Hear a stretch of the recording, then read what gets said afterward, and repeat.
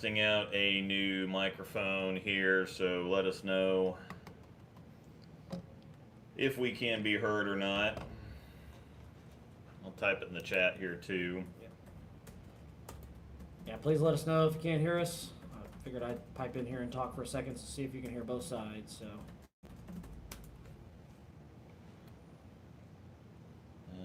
Everybody kind of filter in here for a moment. Doesn't appear so. Nope, can't hear us.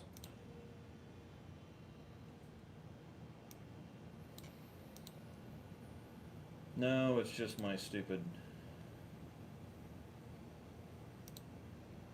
Maybe.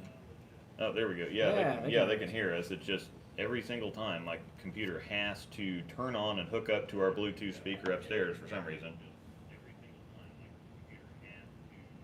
Is that your... All right, so how well can you hear us? Let me go on ahead and I'm going to increase the volume here. I'm going to talk a little bit. Well, actually, I'm just going to turn this on. It's going to be annoying for a second here, but I'm just going to turn this on.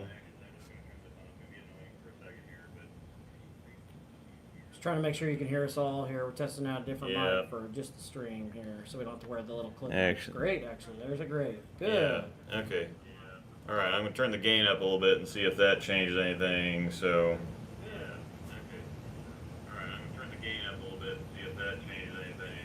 Is that better?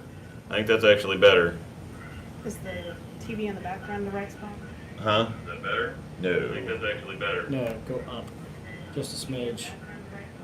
Huh? Is that better? Not too much. That's actually better. Yeah. See in a second here.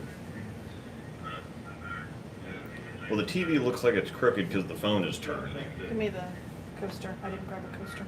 Well, but that's all level, but the TV looks like it's crooked. No, the last time I had to get a coaster because this was pulling it down. I understand, but what I'm saying is that it looks level. It's just the TV is all cockeyed. We always have some technical difficulties get started here. That's going to make the TV, or that's going to make the. Yeah. That's going to make the TV, or that's going to make the. Yeah. A little crooked. All right. Sorry about the echo. We're getting this figured out. Zoom back out just a little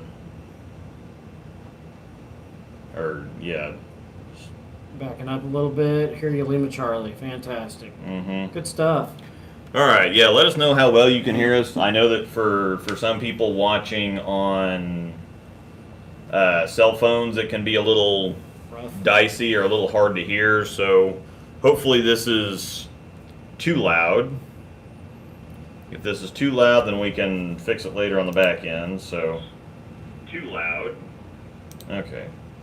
That'll work. I'm going to turn this up even a little bit more. Just fair warning. Just, you can always turn it down if it's too loud. So just want to make sure that this is actually picking both of us up just fine. We may have to... Just a smidge. I think it needs to go up. Just a smidge. Yeah. Not much. That's probably pretty good. We'll see in just a second. All right. We'll figure this out one of these days. Yeah. It's all right. Thanks for joining us this week. All right. Yeah, that looks fine. Yeah, we'll make that work. Yes. Let's get started. All right. Yeah, let's go ahead and get started. So for everybody, thanks for watching. This is breakdown pair number 2. First segment today is Getting Tapped. So we've got with us again Norseman Brewing Company. This is Odin's 1 IPA. This is actually one of the very first beers that I think that they had 5 beers when they opened 5 years ago. Mm-hmm. That's almost to their 5th anniversary, and they've got some special stuff coming out for that. But Odin's 1 is one of their first ones they came out with when they launched, and it's been popular. It's been a staple on the menu ever since. And it's delicious. Everybody really liked it. He hasn't changed anything a bit. So this has been something that everybody's really liked. A little more. There we go. Yeah, it's good stuff. We've definitely had this one before, so it's not a new one to us. You don't want to do that. That's all right. There it is. Not entirely. I think that's even the right picture there. I had to go surfing on there. So we've definitely had this one before. It's one of the, like he said, one of their staples there at Norseman. If you're an IPA fan, Maybe. one of the better IPAs you'll ever have. That's no doubt. So, pretty good stuff.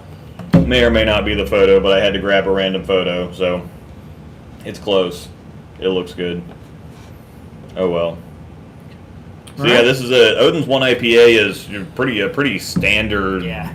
Pretty standard IPA as far as not saying it's like a standard like boring basic. It's just when you think IPA and when somebody is an IPA fan and you want a good IPA that's got hoppiness up front, has a little bit of bitterness, but not punch you in the throat. No, you want the flavor. It's like the flavor of a good whiskey or something. Like we had some. That's 100% Lafroig earlier, and that is a taste that somebody's just got to. Yeah, it's a very peaty Scotch. But when I think peaty Scotch, I think Lafroig. When I think just standard basic. I'm thinking Scotch, I want a Scotch, I think like Johnny Walker Black or something like that. Yeah. That just good, solid, nothing complicated, nothing too... punchy? Nothing too abstract or nothing too like inventive or out of the box or... it's just a good, solid Scotch. Yeah. So...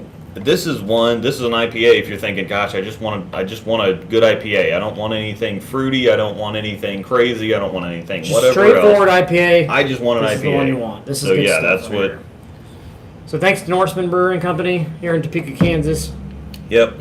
This is the Odin's 1 IPA, and it is delicious. So again, they're at 830 North Kansas Avenue in Topeka, Kansas. They're in the Arts District, or what we call Noto, North Topeka. Very cool little Arts area. District. They have a great food menu. I have to have some of that stuff at some certain point. I put photos of it on Facebook and some other places every once in a while. But if you're into brewery hopping, there's a lot of people that do like to travel around for breweries. And Topeka is becoming a real big hot spot. Yes, it is. We're about an hour west of Kansas City, and we have 5 breweries here. Yes. 4 anyway. I don't know the brew bank. I don't know. That doesn't really count. Yeah. So we've got Norseman, we've got Iron Rail. 4, and I've heard that there's another coming. Happy Bassett, yeah. I mean, it's becoming a destination. And there's nothing wrong with it, especially if you add in food and everything else. No, they haven't. We like beer. They don't sell anything commercially yet.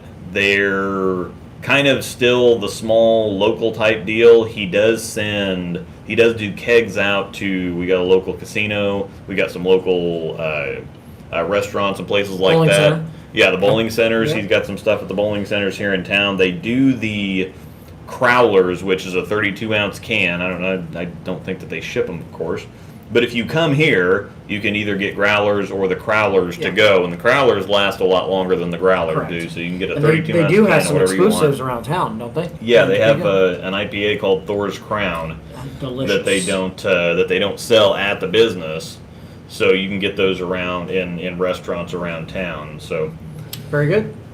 But yeah, it's good stuff, and that's what we'll be drinking today. Once again, Odin's 1 IPA. EYEPA. Yep. Happy Sunday to everybody. Sunday evening, that is. Yeah. Get into some good stuff for you today. Yep. So the next one is going to be, we're going to go to In the Bag while we're having a few drinks here. Now, I have changed a few balls out, but I only bowl at one center. I bowl 2 leagues. They're in the same center. Now, Angel and Jonathan both bowl in a different center, which is very, very different. Very.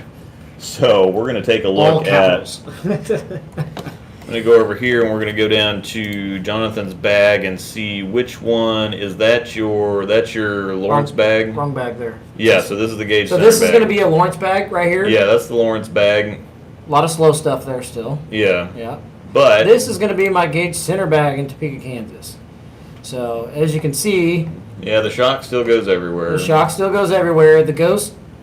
Honestly, I could probably still take it and just leave it in the car just for emergency purposes. yeah, but you rarely need something that hooks that much. Yeah, rarely. But they did their new house shop. They did change some stuff up there, and they do seem to be a little wetter than what they normally are. Usually in the past, just going off because I bowled 1 league there last year, and Everything played pretty good to start, and they kind of just blew up. The heads were gone. It was brutal. So it was so bad that at one point in time we actually went to Kegel Neon. So at one time we went to Kegel Neon, and that held up a little better. Scores helped up, but it still kind of blew up. So they designed a new house shot. I don't think this was exclusive because of our league by any means, but they designed a new house shot with a little more volume to see if they can get everything to hold up a little longer. Yeah. But they still do hook. So with that being said, we give you the bag here. A lot of slow stuff in the bag. So as you can see, got the Trident Horizon, which is still going to be. I had to use the pointer. Yeah. The Trident Horizon is still going to be strong, but at the same time, it's still going to be smooth and controllable, right? Smooth and controllable, and as we all know what the Venom Shock does, if you're new, the Venom Shock is just, in the motive side, is the GOAT. So it's going to still be smooth, but still also at the same time going to give you some blink, but it's controllable as well.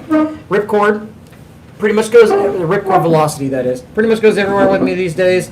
If you're looking on a motive side, that's pretty much going to be your storm shape, the closest thing you can get to it. Yeah. It's still going to give you that that boink that you're looking for out of the storm side or anything like that. So that's the only thing we offer in our line that currently has that kind of shape. So VIP Affliction, I have that drilled pinned down. Big core, big cover. The difference with that ball is with it being pinned down, it's still going to be smooth and controllable for me. I'm not a big pinned down fan, but that ball with that drill is actually pretty special. So it allows me to stay on top of the friction quite a bit longer than what I normally would with something pin up. And then we have our Super Enzo coming to you soon on 9/1. Which is the newest one. Yep, the newest one we have. That boinks a fair amount too. Yep. It's not quite velocity sharp, It's but not. It's gonna, to me, it would be on your side of things. It'd be more of a high roadish. Yeah, type. it's a high roadish. Yeah, it gives you a high road, roadish type shape. And previously to motive, I threw a lot of high road. So a lot of high road. I like that ball a lot. I like smooth and controllable stuff. With my game being a lower rev, lower speed guy, anything smooth and controllable is where I'm going to be. So as you can see, everything in my bag, and of course we have plastic. So yeah. And who doesn't like? Well, it's not quite plastic. Well, thank you. It's close to plastic. So is that our debate for next week? Yeah, we're going to talk about that. Plastic ball tournaments. Plastic ball tournaments. Do Allegiant snipers work? So, yep, that's my bag. Any questions, feel free to give me a shout. It's pretty straightforward and explanatory, but there you go. Yeah. So, and just for reference, when we go back down here to what you throw at Gage at the other house. So this is my bag for so you'll have the recoil and the ghost out. Be honest, that pretty much just gets thrown out. Yeah. You take 6 and you throw 1. I mean, the Jackal Ghost is such a good look there that there's really no Did have $2.99 with it Thursday night. Yeah, that's right. Did have $2.99 with it Thursday night. No reason to really mess with that. I did hit my ankle on the 12 shot, and that is not an excuse. It did happen. Yeah. So, nice little 773 with throwing one ball exclusively for one night. So we'll take that. And that pair was tricky. You were high on the pair by like 120 pins. Yeah. I think I was. What did Trent? I can't remember what Trent shot. Trent was 680-ish. Okay. Yeah. Okay. So you were high on the pair by quite a bit. Trent was next, and then I was. I mean, he made me work the last game to get it. Yeah. I had to get the first two. Yeah, that's right. I had to get the first two. Because the first game was fairly close too. No, I shot 240 game one. I think he had 220-ish. So. Okay. And then, we know what happened in game two. So. Yeah. When you shoot 299, there's times when you know you just have the right ball motion. Because I'm not going to lie to you and tell you that I actually threw it really, really good because that's false. But I had the right ball motion. And if the pins are going through the right way, and it doesn't matter how you hit them, they're still slapping them silly. You don't pull anything else out. Don't even look. So. Yeah. So. Yep. There we go. All right, so this is my league bag. There's a couple of changes. The 2 promotions are pretty well going to be standard. Those are going to go everywhere because the beat up one here, that's my spare ball anyway. I'm actually getting a mix off-white. So you are going to go plastic? Yeah, because I kind of like where this one's at right now, and I don't want to put really any more use on it than I have to, and I have had a couple situations where I think I just need to start using plastic, period. I do have plenty of promotions as backups, but part of the reason I use this one is because the cover is pretty resilient. I've had this one for a year and a half. It still looks pretty good. It's right in the spot where I like it to be. But a spare ball will take a little bit more of that. I want to kind of leave that there for my first shot. I don't want to keep using it on spares and keep having it. Now, I think I've asked this before, but do you keep surface on, like, is it kind of a glare? Is it that one? Yeah, this one, if it gets too much shinier, it's about getting to the point where I want to take the shine back off of it. Now, when you take the shine off of it, what do you go back to? Reactive scuff. Reactive scuff. So that's about 3,000 to 4,000 grit sheen. Okay. So I like the reactive scuff to be able to use on the sanded stuff because any more than that, it's too slow. Right. It's not necessarily it's too slow, it's too early. Promotion seems to be a lefty's best friend. Yeah, definitely is. So those two are going to go everywhere. The UFO alert, I'm really finding that I like quite a bit. I like the idle synergy, but sometimes it's just not quite enough ball. Right. And as I'm kind of still building my coordination and strength, the alert it's got the same cover, it's just got an asymmetric core, so it's the same idea. It rolls fairly similar, it's just got a little bit more boom. So I'm finding out that I really like It's pretty going down the lane. Yeah, I really like the UFO alert, and the RSTX2 rolls kind of the same. It's just a bit longer and quicker. Right. So it's the same type of idea. If this one's a little early, a little strong, a little slow, whatever else, and this one gives me a little bit more length, a little bit more pop. Now I subbed out the Idle Synergy and Idle Pro. I know exactly what's going on with, so I don't have to worry about those at all. And so I did recently drill a Honey Badger Intensity and a Reality. You've seen the reviews here over the last couple weeks. So I wanted to get a little bit of time on each one of those to really kind of test them out a little bit further. The Honey Badger Intensity is, I've got to figure out what to do with these higher RG cores because I've had a lot of success with the high roads in the past. And this isn't necessarily higher RG, but it gets down the lane a little bit further and it booms a little bit more. Like something like this, like the RSTX2 and the UFO Alert are really, really keen. Yeah. And they're flippy, but they roll earlier, and I can count on them to really go. The problem with the intensity sometimes is chuggy. In order to get it down the lane, I kind of have to get in because it's still pretty responsive, right. But it doesn't have the core quite to get it winding up and to get it going. And so I run into this problem where I'm either going through the face or it's pushing a little bit too long. So I think this is one of those that I've got to keep this. I've got to keep the surface on it. And this might even be one where I need to go like 2,000 or 3,000 grit. Just by hand? But yeah, I need to work with this kind of idea a little bit more. Right. And then the Reality looks so good. It hooks a bunch, but it looks so good that I have to take it, try to use it, and it's just too strong. It's just too strong. I'm going to have to put some more games on it, but I really like this. I really want to use it. It's just a little bit too strong. Since we're talking about what's in the bag, I do have a question for you. Yeah. So we bowled the Scratch League last year in Lawrence because you bowl exclusively at one center now. Yeah. Between the Scratch League last summer to this season, the Scratch League last year in the winter on Thursdays, the double Scratch League in the summer, and now 1 week into where we're at. What do you see different now than what you were seeing last year? They're more cliffed. So if you get them outside, they really they made something different. They made some changes. It might be a different batch of oil, or it might be they might have changed. There's a lot of different things that people can say. Oh, they put down a different pattern. They pushed the wrong button, or they did the. No, it could be a different batch of oil. They could have They could have changed the cloth in the machine. They could have cleaned the machine because they do that. They do that pretty routinely. The humidity, the temperature, barometric pressure, any kind of these nonsensical things that you think could have any kind of. It could even be, if they're laying down. We saw Baker there practicing last Friday, I think. If they're laying down patterns for the college kids to practice on and then laying and stripping or re-oiling, it's still going to have a little bit of that pattern memory in the machine. Yeah. So there's all kinds of different things that can affect it. So far, for me, they've been a little cliffy, and so I'm trying to figure out what I need to do to kind of tame down a little bit of that over-under. I haven't necessarily thrown it great either, so I need to get out and practice. What I have noticed on my side of things is they seem to be a little tighter on the right side. Yeah, and that's basically the same. Yeah, they seem to be a little tighter on the right side, which actually works into my favor with them being a little tighter. Even with my rev rate and speed, it allows me to take that ghost and just move a little right, and I can just make subtle moves to the left. Yeah. But I can, instead of just hitting the crap out of it, I can just kind of stay ball speed in there and just walk it. So it's been kind of nice. I do enjoy it. And I'm never going to be in a whole lot of trouble because even though they're a little bit tougher than they have been, I'm not throwing great. I've shot 650, 650, 660. So yeah. Again, even if they are tougher, that's just going to be in our favor because you don't play a whole lot of lane to begin with. Yep.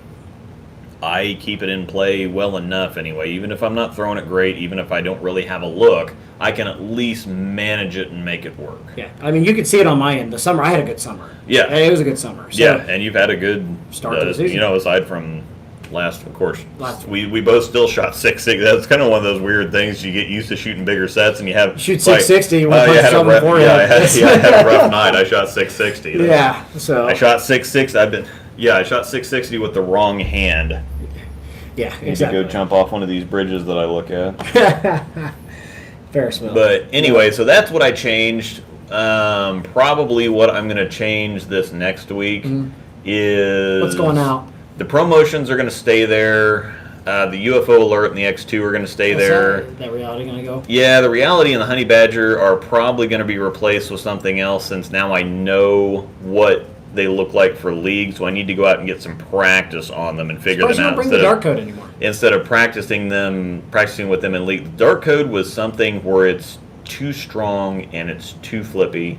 They seemed a little boomier on Thursday too. Yeah, so and that's the other thing is when you have the X2 and the UFO alert are around enough shape, the dark code it's just, again, it kind of almost falls in reality territory for me. It's just too strong and too quick to be better than something else. And that's what I've talked to people a lot about recently is it may be a good ball. It may be usable. You may be able to use it. But are you going to use it over something else that you have? Like the Venom Shock is a great ball at Royal Crest, but it's not better than the Ghost most of the time. And so, the Venom Shock's such a great ball. Why didn't you throw it? It's like, well, yeah, it's a good ball, but I have the Ghost, which is even better. So just because it's not... It's even better for me on the pattern. Yeah, if you're not using it, it doesn't mean it's not good. It just... My normal transition in that place is I go from Ghost to Shock. Usually, unless it's just showing me something different where I need to get something a little cleaner. But, yeah, it's... Like Friday night, for example, I probably should have gotten into something cleaner. Yeah. Actually, the Enzo probably would have been a good move. Because they were starting to hook a little bit. So what I think I'm going to take the intensity and the reality out, and I'm going to stick the Idol and the Idol Pro in there. That's a good call. Because the Idol is of similar strength to the reality. It's just symmetric, so it's going to be a little bit slower. So that even when I had those kind of cliffy problems, the Idol should help blend that out. And if the Idol's not the right look, the Idol Pro is something. So the Idol's going to be even earlier and smoother than my ProMotion. Right. And the Idol Pro is going to be longer and stronger, but still within that same window. So I think I'm going to put the Idol pair back in there. And we are teammates on Thursdays. Yeah.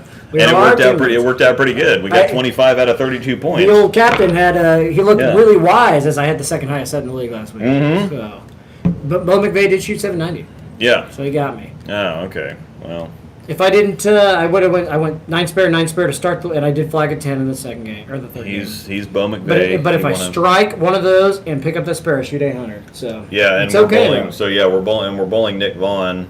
Anybody who's friends with Sean Rash can ask about those guys. They were the big dogs at Wichita State before he got there. Nick Vaughn was so good. Nick Vaughn, Bo McVay, Russ Wilson, Jay Futrell. We've got those guys have Eagles. In addition to collegiate national champions. Futrell he's still medically out for a little bit. I digress. Yeah. But no, we got a good team. We're going to have some good times. So. Yep. We can talk more about that here in a couple weeks because we're off next week. So. Yeah, we will. We're busy next week. We're in Wichita. Yeah. We're bowling. You're bowling on Sunday. Yeah. I in Wichita, and I will be doing some fantasy football. So. Shout out to all my fantasy football guys. Got a big draft league and gals to do. So, all right, that's enough yammering on bowling balls. So we're gonna go to the cool chat. Yep. Which we don't have a guest this week, but we did want to reiterate the for our contest that we have about a week left on the contest. And just to make it easier, we've heard some things from some people saying, well, I'm not good at putting stuff together, or I'm not good at designing stuff, or whatever else. So again, just to make it as simple as possible, go to Shutterstock.com, find a photo that you like, send us the link to that photo, because Coolwick uses the photos on that. All they have to do is take that photo, they put it right into the template, and make the jersey out of it. Yeah, we just we don't want you to think it's as complicated as I've got to go build this whole new jersey from scratch, because it really isn't hard. Go to Shutterstock.com, type in a design that you like, scroll through the designs, click it, save it, send it to us in an email. Yeah, we wanted to make this easy and fun. We didn't want to make somebody sit there for hours and hours, trying to learn how to become a design expert or a Photoshop expert or anything else. I don't even know how to build a jersey myself. So I don't. So yeah, the easiest thing, again, they use Shutterstock photos. Yep. So find a photo. Again, breakdownpair@gmail.com. If you have sent us something, if you have sent us something with the jersey on it, you're not disqualified. I promise, it's there. We have had a couple of those. Sorry, go ahead. Give me. Yeah, if you take a photo with your phone of something, that photo, if it's high quality enough, they can use it. But as long as it's copyright. As long as it's not copywritten. Yeah. There are a few rules and stuff there. So we have an example of something we want you to send in. This is actually one of the designs that's been sent in. Thank you, Colin. Colin. We'll show all these. Pretty cool design. Yeah, this is a Shutterstock design. Yeah. And even if you just send the photo, it's easier if you send the web address. Yep. But if you just send us the photo, we can get the web address out of the photo. Yeah. So if you're a winner and say we pick your design and it comes up something like this, we will literally take this to Coolwick and say, here's the design. They're smart people. They're great people. Their art team is fantastic, and they will know exactly what to do with it. So and this is one of the cooler ones that we've gotten so far. It kind of actually, and speaking of the Coolwick designs, and you're staying in the space theme. Yeah, I'm staying in the space theme, and it doesn't have a cat, but I'm sure they can put a cat face on that if they want to. I'm wearing the Coolwick space cat design. Who doesn't love space cats? Yeah, right? Who doesn't? Frickin' space cat. That's right. We are wearing those for Swiss Trios. Yeah. Maybe one week he's got one on the way. His has got our new breakdown pair logo on it. Yeah, our logo on it. So, and then you are wearing the. I am wearing a baseball player type-ish jersey. Yeah. So yeah, if you can see me, I'm pretty short. Yeah, you can see the helmet and the Yep, just a baseball player. That's all it is. It's front and back. We can turn around. Mm-hmm. There you go. It's got our logos on it. Genesis, Coolwick, whatever. Yeah. So. Once again, Rosedal 10 or Haws 10, HAWS 10, the number 10, not the word 10. Yep, just 10. It'll update if you go to put in a code and it doesn't work. Then you spelled it wrong or something. It should, as soon as you put the code in, it'll reset it'll repopulate the total. So that'll get you 10% off your purchases at coolwick.com. I didn't think it worked for clearance ones though. It works anything on the website. Anything on the website, your promo codes work. Yeah. Okay. So, all right. So once again, breakdown pair, BREAK, down pair, and that's good for any submissions that you want to send in. We're about to get into the next segment, Yeah, Market Zero the breakdown over the line in spare time, but anything you want to send us goes to that email. Remember, we know this is a new show, but please, when you send us something in an email, in the subject line, put what segment you're wanting this for. Yeah. Helps us break it down in the email and slide it over where we want it to go, and just helps us keep organized. That's all. Yep. Helps the breakdown pair break it down. Yeah. Exactly. You're a winner. This is going to be such a popular show that we're going to have a way to manage everything. Exactly. So, right? I mean, hope you guys are enjoying this because we are having a good time doing this. Yeah. This big change up from our beer drinking on the couch, rambling. But it seemed like a popular idea, and we kind of made our way to this. Yeah, this keeps us on topic better. It does. So anyway, one of these days we probably will have. So we're going to be off next week because we have stuff going on. But the following week's Labor Day weekend. So if you're hanging out, and if you have Wi-Fi at your campsite, hopefully we'll have I'm going to try to get a guest for next time. Okay. So, and we're probably going to have to do that weekend. We're going to do the winners for the jersey contest.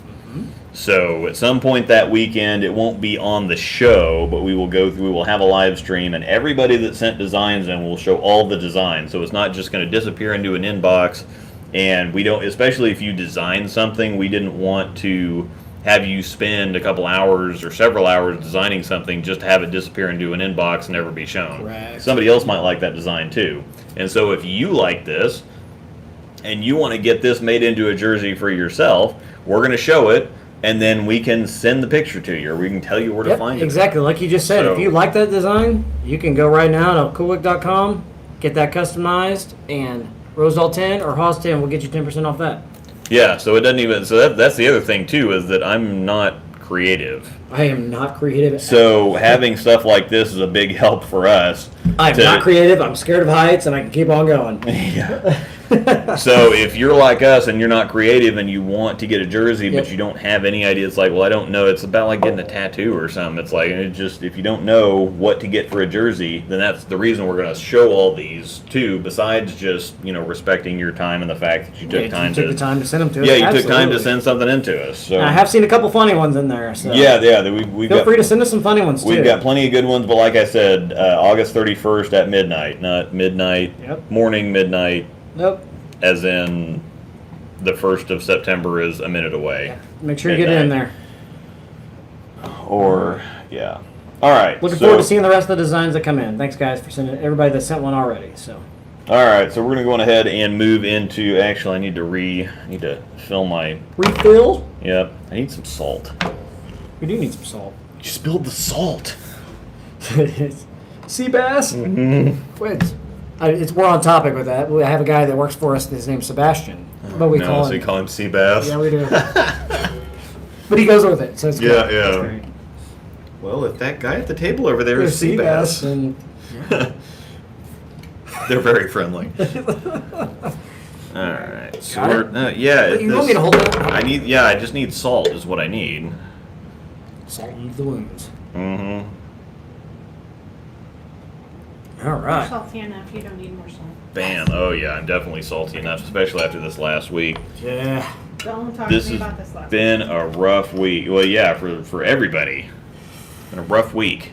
It hasn't been that bad for me. Yeah. Other than you guys made me. Well, yesterday was pretty good, but yeah. You guys made me, ride a Ferris. Yeah, you rode the 2-story Ferris wheel yesterday. After averaging 250, I couldn't even average 150. And then the car wreck. And then, no. And Dragonfly. Yeah, Angel's had a very interesting week. Interesting's not the word I would Let's use. talk about this a little bit. So, Angel. Can you get me into your email? Which email? Your email. Breakdown. The breakdown.pair email? Your email. Use your phone. Okay. You know what? I'm digging this pointer. We can. These extend so far that we can even have lightsaber battles with this. Oh. So, no. Okay. Yes. Sorry, I'm just getting away here. Okay. All right. I'm cut off. Technology. All right. So anyway, we started a mixed league. We started our winter leagues have started up here, fall leagues, whatever you want to call them. We started our last Friday. Yeah, we started last Friday, and Angel's actually bowling 3 leagues. You're bowling 3 leagues because you're bowling the 2 with us, and I drafted both you and Angel, so you're on Angel's team for all 3. Nope, just one or just 2, Tuesday we're not on the same team. Oh, never mind. That's Tyler. Yeah, I'm a captain on Tuesday nights. So they bowl the same leagues. Yes, bowl the same leagues. She bowls with Crumlowitz. All right. So anyway, Angel hasn't bowled at Gage Center or Gage hardly at all ever. Gage is, and we were talking about Gage earlier in the It's in the Bag segment. About how brutal it can be? Yeah, Gage is really, really different. The topography is perfect. The lanes are perfectly flat. They've got concrete foundations. It's a 6 or 7 year old surface. It's Brunswick anvil lane. It's good stuff, but it's very, very sharp. Very sharp. Yeah. You will not find sharper back ends anywhere else on this planet. And twisters. Yeah, and twisters. And twisters don't like sharp back ends. No, they don't. So when you're in the oil and when you're on the friction because the ball either glides or it turns sideways. Yep. And if you watch some of my videos, I used to film at Gage. Now we film at Royal Crest because it's a little bit more. Gage didn't really represent ball reaction that you see virtually anywhere. There's nothing against the center. It's it's definitely a one-of-a-kind house, and it just didn't really represent, doing videos for ball, doing ball videos or whatever else for reviews. That's not a look you're going to find anywhere else ever. Yeah. So it just Unless you're didn't blowing really, on old wood. it didn't really represent the ball reaction the Not at greatest. all. So that's kind of why we filmed somewhere Sharp else. is an understatement. I'm pretty sure a promotion would skid flip a gauge. Yeah. It does skid flip a gauge. Yeah, it does actually. I drilled Trevor one, Oh, he threw it. and it turns sideways. So a promotion does turn sideways in this house. So anyhow, The last time I bowled late there was when they had a lane shield. yeah, the purple stuff, Oh. 8 or 9 years ago. And lane shield I- hooks a ton. I bowled a few tournaments here and there when they've had them, but as far as bowling league, I've not bowled there since lane shield. And league's Yeah. always different than tournaments. I remember, yeah, I bowled there when they had lane shield, and it hooked a ton. So for our first league, Friday night, Yep, Angels shot 740, with the 299. 745 with a 299 with our Honey Badger intensity. And All then three Tuesday was a disaster. It was in the 400s. I can say the exact number. It was in the 400s. I shot 630 Yeah, Oh, say the but exact number. everybody, it was 420 something. on the nose.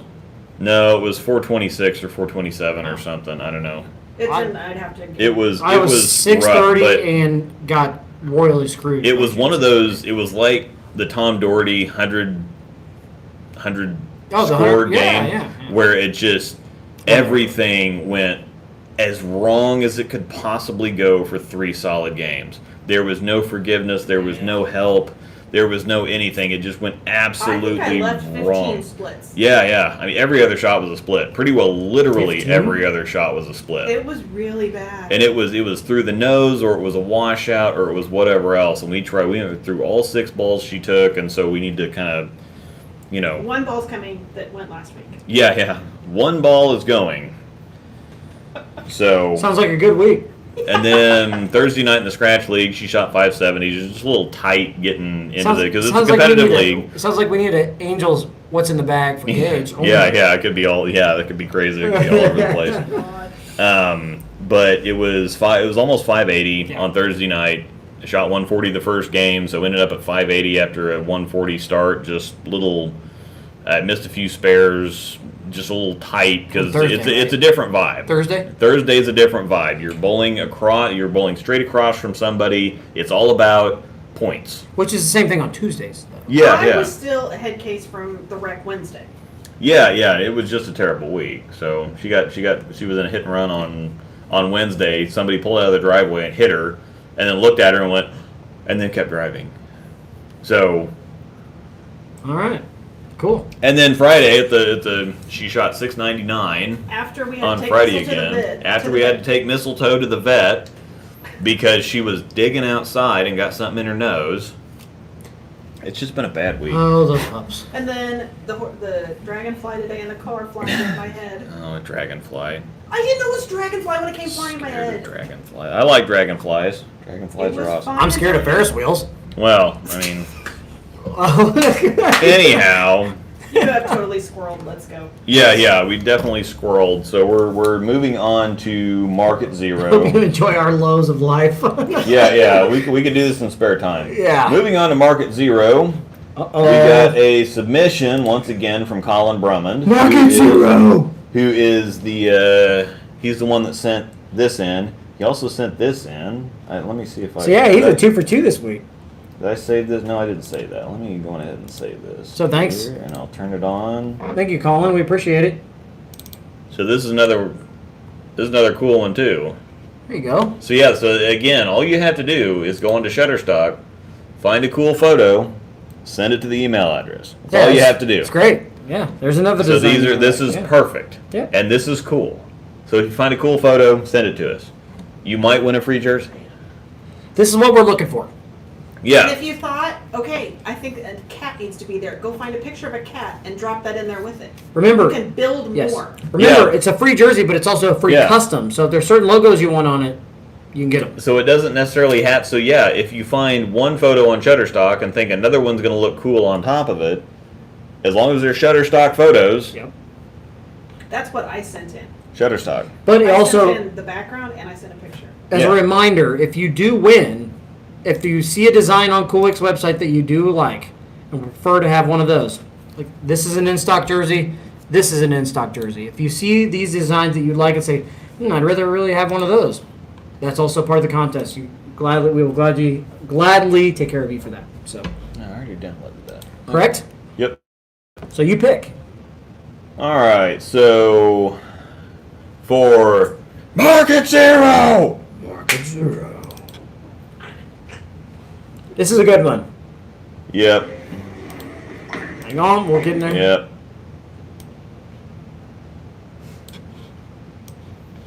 All right, ready for this? This is a good one. Okay, if it's coming over, right? This is a short one, but it is a good one. All right. Yeah, I don't know where it's. Okay, why did it instantly go to full screen? That's dumb. There we go. All right. This is good stuff right here. Can we loop it? Can it Yep. All right, loop I think that we can thing. move it. No, apparently No, not. that's okay. Yep, that's zero. And that's zero again. So you got Yep. marked zero twice. So we marked it zero twice. Better?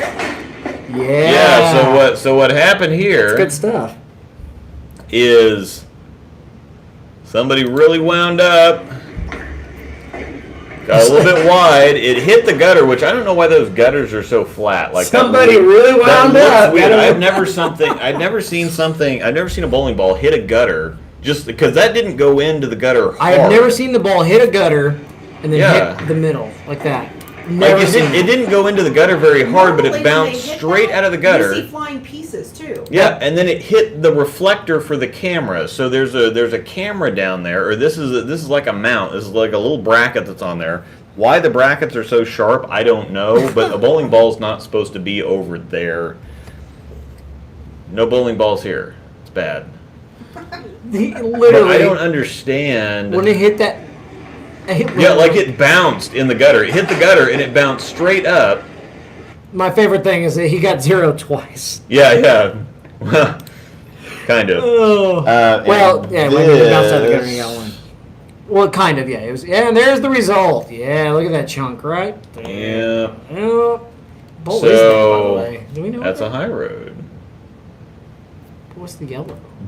Oh, this reflection. Yeah, it's a reflection. Okay. That is a high road. Mhm. Now this can be fixed. All you have to do is drill this out, and you can either drill short and then quick plug it, or you can. A high road's a pretty easy bowl to match. It's darker colors, so even if it's just straight up black or black and silver or whatever else, Yeah. it's fairly easy to match. That you can also do the same thing. You can do that, and then you have to resurface that if you plug it anyway. It's got some little surface scratches here too. That's not a big deal. The engravings are deeper than that is. Here. That might have to be a breakdown about ball damage. People get a little scratch on their ball and they freak out, but all the gigantic scratches from the labels on the ball. Ball Yeah, damage. I don't know anything about that. Yeah, the labels that are a 1/16 of an inch deep. Sorry, don't know anything about that. Yeah. Neomark graphics. Yep. So the labels on the ball are ball damage. Yep. The serial number is ball damage. It just looks That's a cool. So that's the let's thing. save that. Actually, that's a great topic. Yeah, that we can go that's into. the thing. Yeah, Is so I some like that. people this little scratch down here, That's probably got that little scratch down there is nowhere close to as deep no. Yeah, as no. the That engraving. label right there, or those numbers and the serial numbers. Yeah. That's probably deeper, way deeper than that. Oh yeah, but By people far. will take the ball up to the front desk for that and say, "Hey, your lane's damaged my ball." Well, you're Right next to the serial number that's a 1/16 of an inch deep.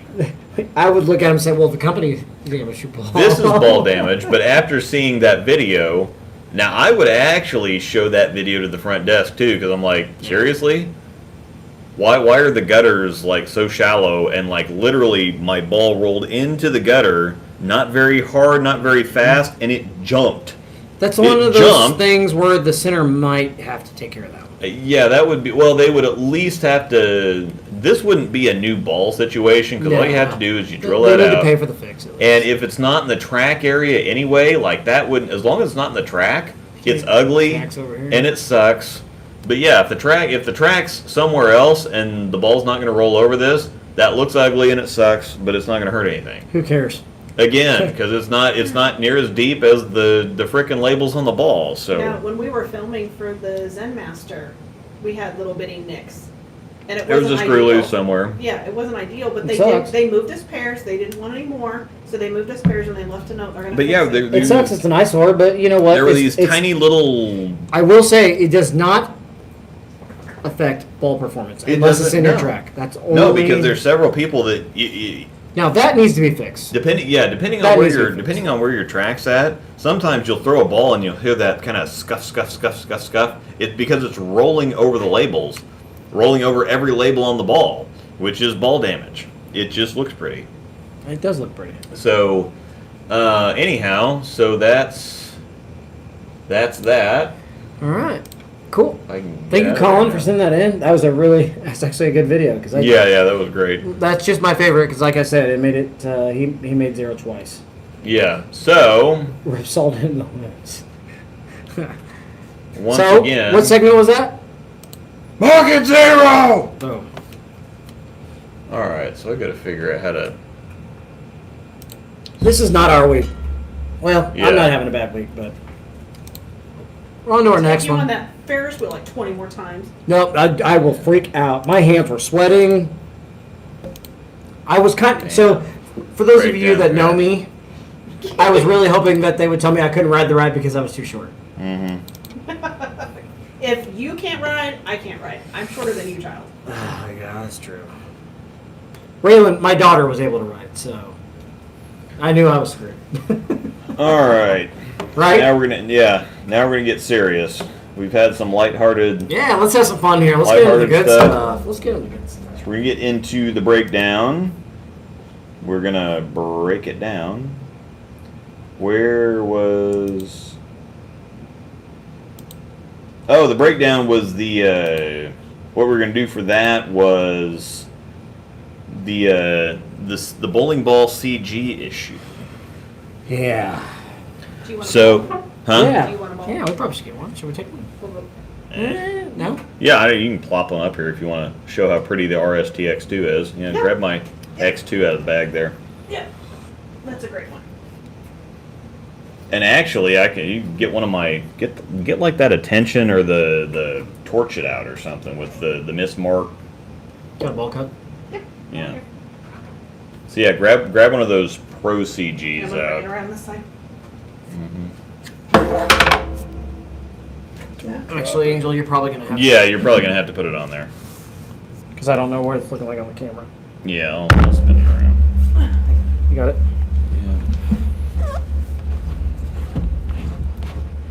Stage manager's helping us out. Yeah. Pretty. All right. My nuclear cell label makes it cover 3 extra boards. That's great. Good stuff. Go ahead and do that one first, and then we'll. So What's that? now that you can see the reflections of the umbrellas there, that's always helpful. Yeah, you know what? It is. Anyhow, so there are still a lot of people that feel like the center of gravity on a bowling ball matters, and it did kind of for a little while. People thought it was because it made the ball react differently. Well, it didn't, but the USBC still said that you had to have that every side or half of the ball had to weigh within an ounce of the other half.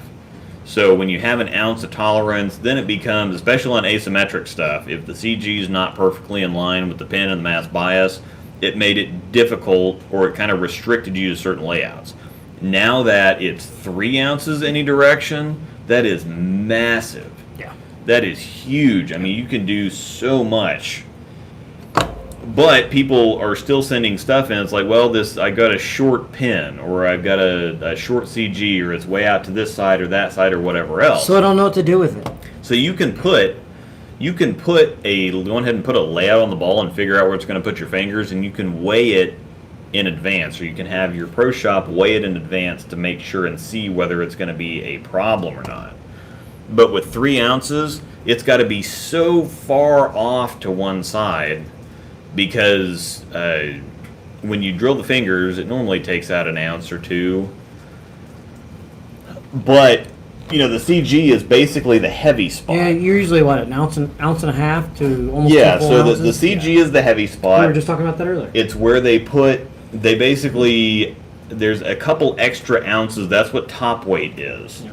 And the CG represents the heavy spot, or where the concentration of that extra weight is. So that's an extra couple ounces put on that spot to make up for or offset what you're going to be removing with drilling the finger holes, is what the concept behind the center of gravity or the heavy spot or whatever else is. So, just to chime in here real quick, because we were telling people that you take ounces out. I know most of our people that are watching us are, bowlers that get balls drilled that understand that. But to explain why does ounces get taken out of the ball when you drill it? It's just weight. Yeah. So 'Cause when you you put a drill- hole yeah, into a you're- bowling ball, so say the ball is 15.4. Yeah. By the time you're done, it's probably going to be 15.2. Yeah. So It's just a couple ounces that come out too, unless you're drilling like a switch grip or something that might take 3 ounces out.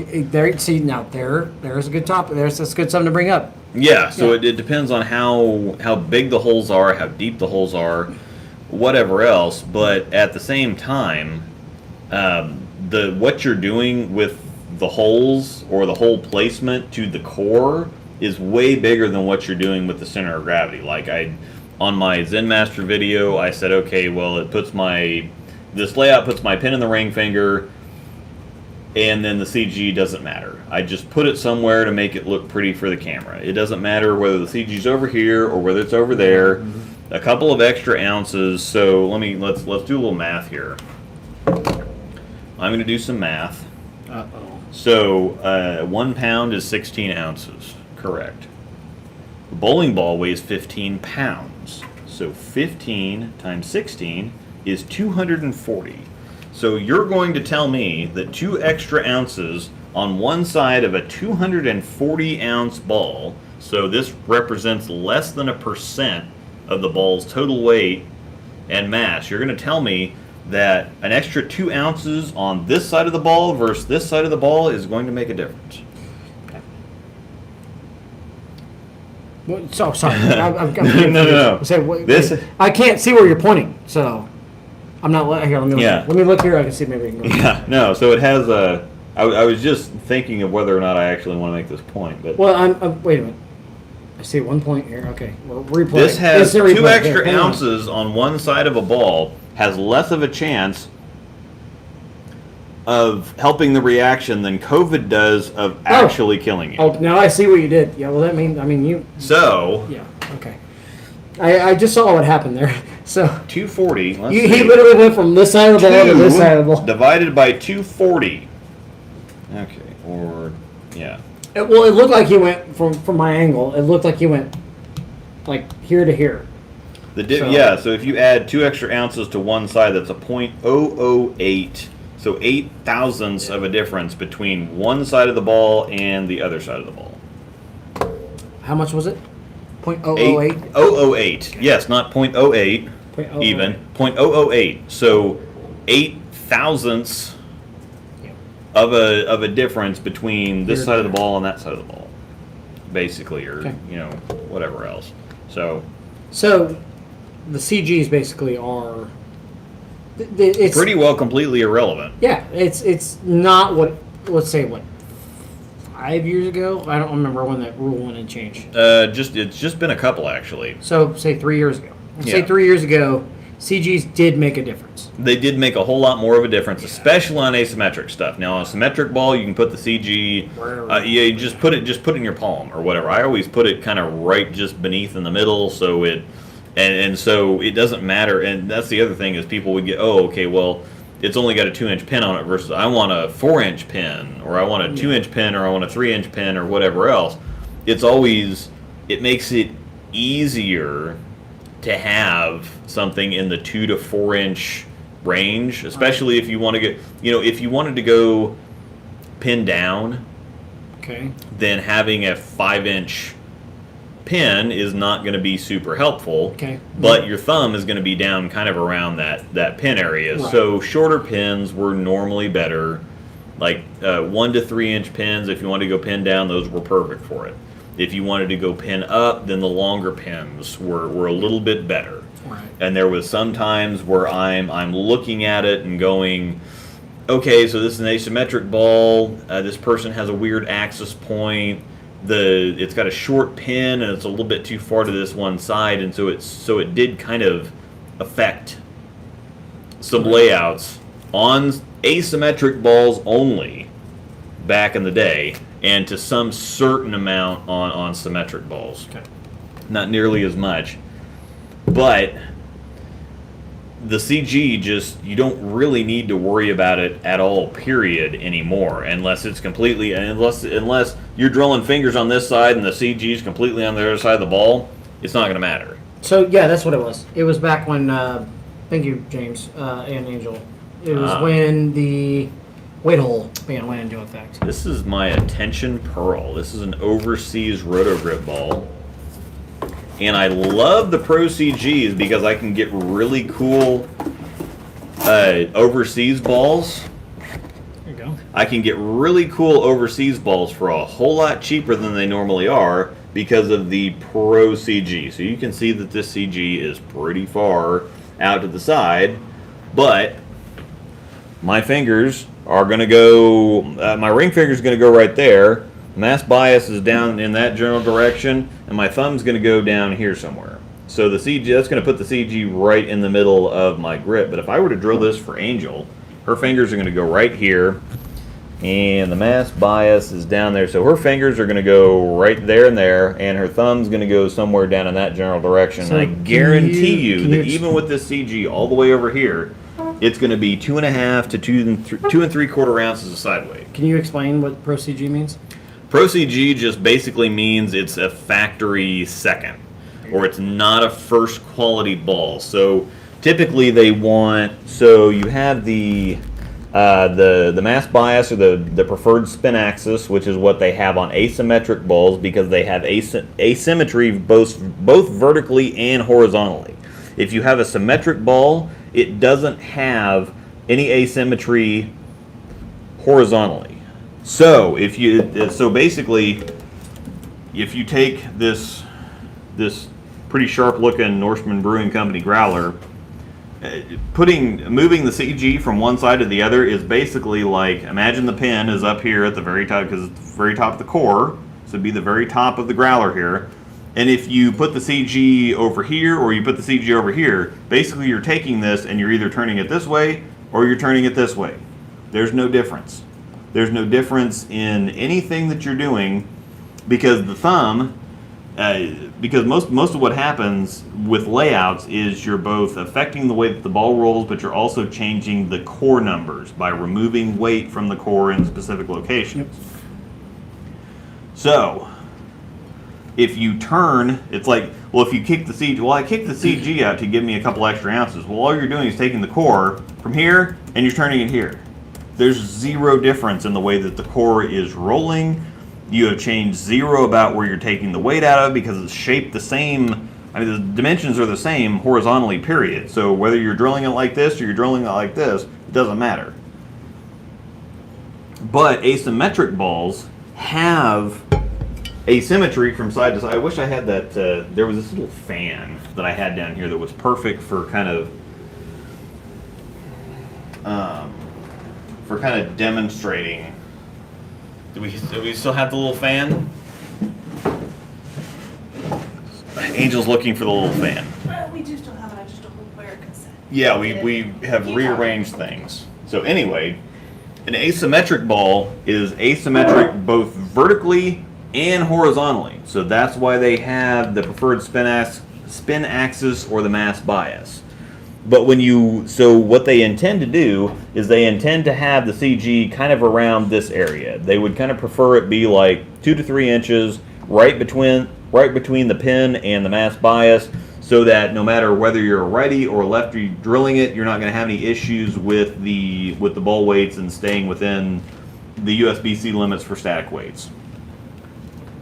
Now this one is called a Pro CG because the center of gravity is kind of out of line here, and if you want to put a really strong layout on it, or if you want to put your fingers over here and then your thumb over here, then that center of gravity is going to be pretty far away and you might have weight issues. So for a righty, it might kind of limit your layout options.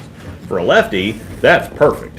I mean, you can't really get anything better because, like I said, my ring finger is going to go right here in the pin, my middle finger is going to go here, and my thumb's going to go down here. And so that... There you go. So yeah. All right. So this is... I'll be right back. This is asymmetric. This is not asymmetric.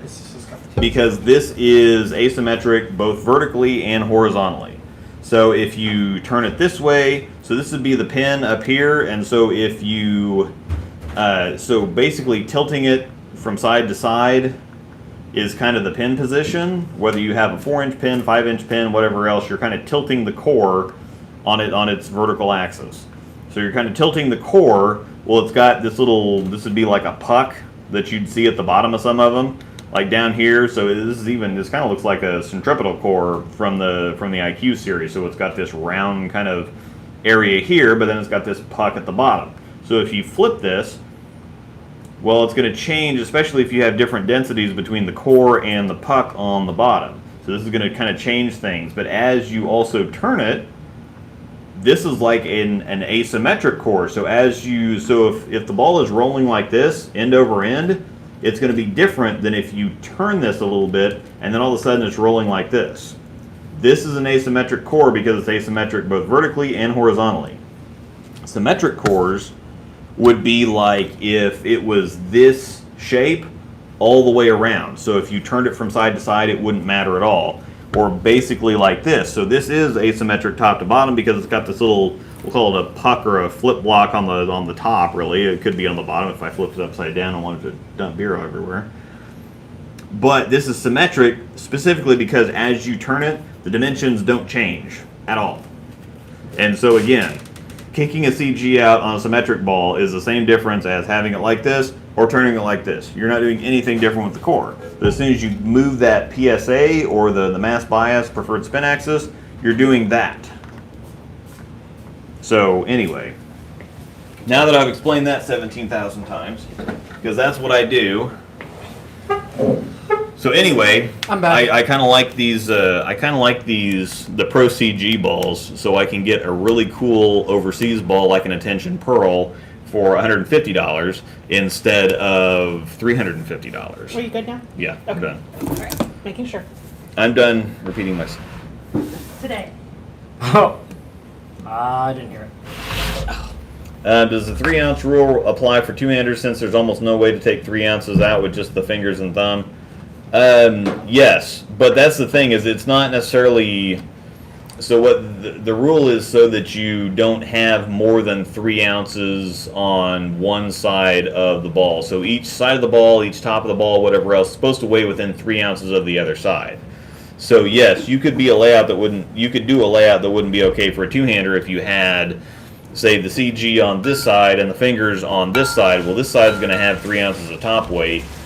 So this side is going to be 3 ounces heavier than the back side of this, and if you drill the fingers on the back side of it, you're going to take weight out of this side while you're still having too much weight on this side. So you could end up with 4 ounces of top weight over here, and I think the limit is 3 ounces of top weight, but it would change it. Yep. It's just easier to drill for two-handers because most of the time you're going to drill the fingers right around the CG anyway, just because of the two-handed layout stuff. So this was a good little topic, especially for you ball layout lovers, freaks, geeks, whatever you want to call it. People love talking about ball layouts. So drillings and CG placements and pin placements, that was a good one. So That's the same. When you get into pro shop And talk, I'm a in- lot of them just nerd out. Like, yeah, just pro shop. Yeah. Okay, there's exactly And what pro shop I'm talk. not even that great at explaining it, but I know the basics. And there you go. He knows the basics, but I he know just the went into a basics. 30-minute rant for you. No, Yeah, just kidding. yeah. Went 30. Yeah. I'm kidding. Just wait for basics Mr. Bill. my ass. We'll just wait for Mr. Bill. Mr. Bill. There you go. But there you go. Awesome. Good stuff. What are we going to now? What are we hitting? Let's see here. We are going to. I'm open really line. excited about one of our segments. Yeah. He wants to get to this one specifically because that last one was kind of boring, and this one's actually kind of cool. I'm not ready to jump to So, anything. I'm fine. Like no. I when was you get into that stuff, I'm not the guy that's going to sit here and tell you Waving explain my it to you Harry stuff. Potter wand around. that's not really. But, We just got these. Well, we've had them. But Angel's been mad at us because we haven't used them. And guess what? Expelliarmus! We're now using it. yeah. Drove me nuts. Like, this was awesome. Use that. When I pulled this out and pointed to the screen, he's like, Yeah. yes! So, if you have anything for Market Zero, any bowling fails, and we don't want to see something that you found on YouTube because everybody finds it on YouTube. We want to see, like, if you maybe find it from a friend on Facebook, if they took a video of something, or if you have your own video of some bowling fail or whatever else, send that in. Yeah.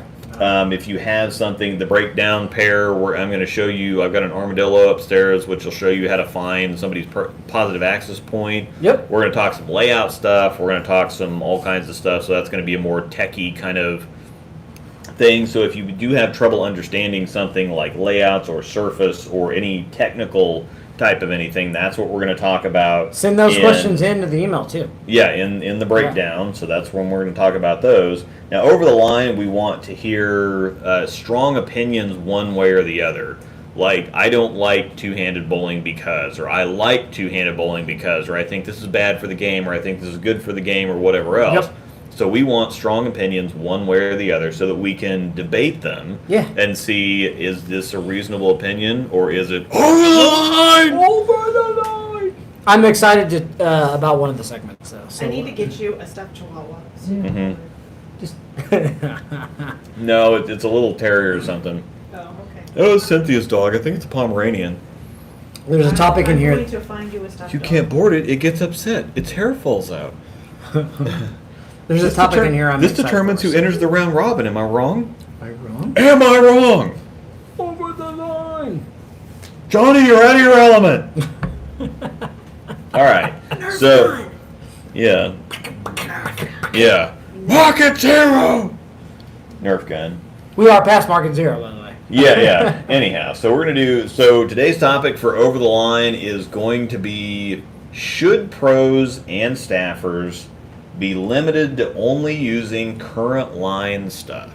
No, it should. Current line. Yeah. So Their opinion is it Okay. Pros and staff. The opinion is pros and staffers should be limited to only using current line stuff. So bowling balls that are currently in production. So we can't have Anthony Simonson throwing any grenades, or should. You can't throw the promotion. yeah, that's terrible. That's a terrible rule. Already, I'm having problems with this. you can't throw a promotion. You can't throw. Yeah, it's. So if you came across a covert revolt, is that the...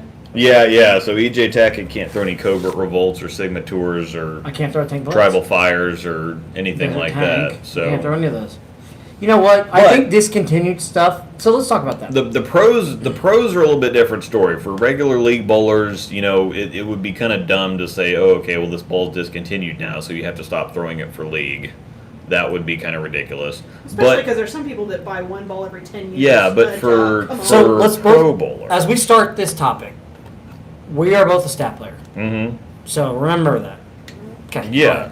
So that means that I can't throw. He can throw a Venom Shock, and that's fair. Yes. But I can't Okay. throw a promotion Which is because it's discontinued, So- even though it's within my brands. Here's what I'm thinking. Here's But my the high road you could because they continue. Yeah. Here's discontinued stuff. I think should be allowed to be thrown by anyone, as long as it's USB-C approved. Right? You on the same page? Yeah. Because you had your chance to get those. Mm-hmm. You probably can still get those balls on eBay or whatever website, but you're gonna pay. Mm-hmm. It's not like you having a ball. Name a storm ball that's coming out that hasn't been released yet. Trend 2. Trend 2. Trend 2. It's not like Luke throwing a Trend 2 in league or in a tournament. Yeah. And you physically can't get your hands on it. That's a little different. It's a little different. Because even though the balls that have been discontinued are not available in Pro Shop, like you can't go to your Pro Shop and say, hey, I want a Haywire Right. or a Covert Revolt. That's But you not look gonna online, you happen. probably can find one. But yeah, you can find one online. It's going to cost you. Mic unplugged. We're being told that we lost the mic. If I get closer, is that better? Check. Audio drop. I don't know why. Audio, yep. Somebody just said audio drop. We're working on that for you guys. Sorry. I have no idea. It wouldn't be this week for these two if it wasn't for technical difficulties. I'm going to unplug and just plug it back in and Okay, see. we're going to unplug and plug it back in, so let's see No. how we go. Yeah, sure. Does that usually mess it up? I don't know. We'll find out. You're unplugging what? Just the The mic? the mic. No, unplugging. It's not going to script the stream. If worse comes to worse, we can always plug in our mic. Yeah. Okay, let's plug back in. All right, how about now? Can you hear us? Can hear just low, so we're probably Here it's just low. Okay, well I don't know why it's low. I got the gain all the way up. So we're probably still on the phone. We can hear you just quiet. Should we try and plug in the roads to finish this up here? By chance? Levels drop, but still hear them fine. Not so overpowering as it was. Carry the hell on. Okay. Told to carry on. Well, yeah, it might be coming from the iPhone and not the. Why would it drop all of a sudden? I don't know. That's just par for the week. So. It's all right. Well, we'll carry on then. So, right. What are your thoughts? I mean, you're also going to be a little biased, as am I, on a few things, but especially with you being able to throw a promotion. Oh crap! Did we the break? We totally missed something on the breakdown. By the way, we missed the. We'll come back to it. Okay. But the breakdown is for the question, but also for the video submissions of people's form. Well, we'll get to it. Yeah, So yeah, we'll come back around to that. Yeah, it's because fine. we had several that got submitted, and we don't want to miss them. So. Okay. Yeah, I mean, this is a great topic, and I really like this because this became a heavily debated topic this past year for nationals. So Okay, so the mic is it's coming through the phone now instead of the Yeti for some reason. Let me unplug the Yeti and plug that back in. Well, she already did that. Yeah, I know, but He's just trying. yeah, it might reset the Yeti because it's actually powered through what's going on with that. So I'll give it a second here, I guess.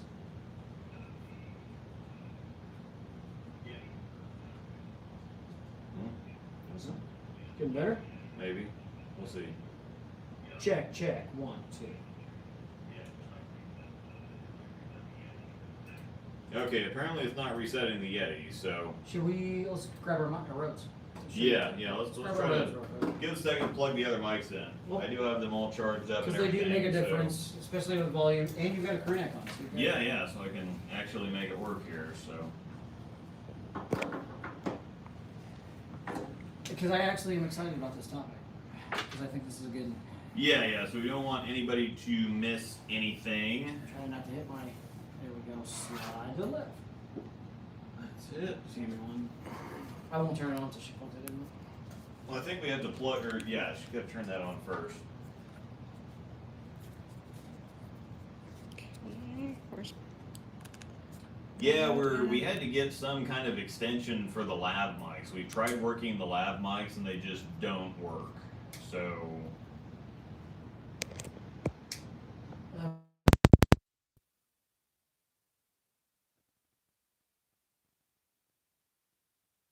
Lav mic, by the way. It doesn't work. yeah, it doesn't work. So No, you have to change settings with them. There's something you have to do with the Rode mic to change settings on. I have no idea. It didn't work when I did it, and I did some reading. I'll show you how to do it. We'll have to fix it. Okay. All right, so we'll see. Can you hear us better now? Yeah, hopefully How about this now? actually works. Yeah, that sounds better. I can already hear it. Okay. Worse? Better? Better. I heard worse, better. John seems to be working. Mine's good? Yeah. I mean, I can Okay. hear the difference in that to that. Yeah. It's definitely picking Yeah, up and there's through Luke. here. Now you're picking up. Back was still a little low. Yeah, it's still a little low, and that's the thing is I don't know why it's the volume so Timothy, absolutely not. down, but anyway. All right. Anyway. No, yeah. As long as you haven't thrown your first ball, yes, you can. Yeah, change- I you mean, can I'm change just service. we can just talk loud. I got a loud mouth, so let's All talk right. So, loud. anyways, to get back to it, I think that if it's a discontinued ball, you should be able to throw it because it's access to anybody, even discontinued. A, you had your chance to get it. B, you can still get it on the open market. Yeah. The New stuff. So let's take a trend 2. Say Nationals. You're going to Nationals next week. We know it's done, but you have a trend 2. And to this question here, can you change the surface of your ball after practice but before league play starts? You can change your surface up until you throw the first ball of league. Except for Swiss, until they make the announcement. They Yeah, make an announcement. Yeah, once they tell you, okay, you're done now. But you can change your practice up until you throw your first ball in league. Yep. After that, you're done. Yep. So they like Swiss. Some tournaments will make an announcement that say, no more surface adjustments. Yeah. So, but anyway, but to my point, I think you'll agree with this. I think you'll like this. Discontinued stuff, like I said, it should be available to you. You should be able to throw it. Yeah. Because here's a problem with that. If I can't throw a discontinued ball, then you know how many bowlers out there that have bowling balls that they throw regularly that just don't buy a bunch of bowling balls because A, they can't afford them. Yeah. B, they just really like it, so they throw the crap out of it. Yeah. Or C, they just have one in box, they just don't use it and they drill it up later. So if you took that rule and say, hey, staffers or anybody can't throw discontinued balls, promotion. Yeah. How many people would you alienate in the bowling community?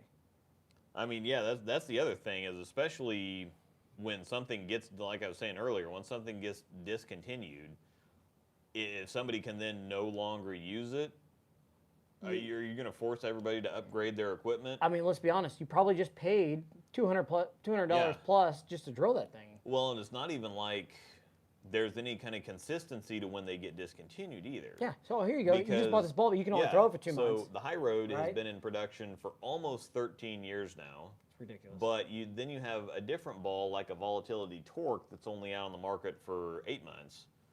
So you can't really limit it like that. Once something is out, once something is available, you should be able to use it indefinitely. Right. And yeah, some people find some awful weird stuff like Simo and his grenade from 1980 something. So you can still throw it. He found it, he bought it, it's sanctioned, it's legal. Throw it. Sorry. Throw it. I mean, that's just what it is.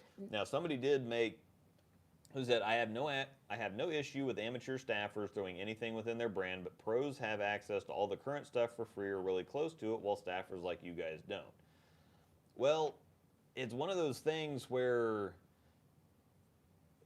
it's not really for free because they've put anybody that's a professional in anything, that's their life, that's their whatever else. So it's just one of those perks of the job type things.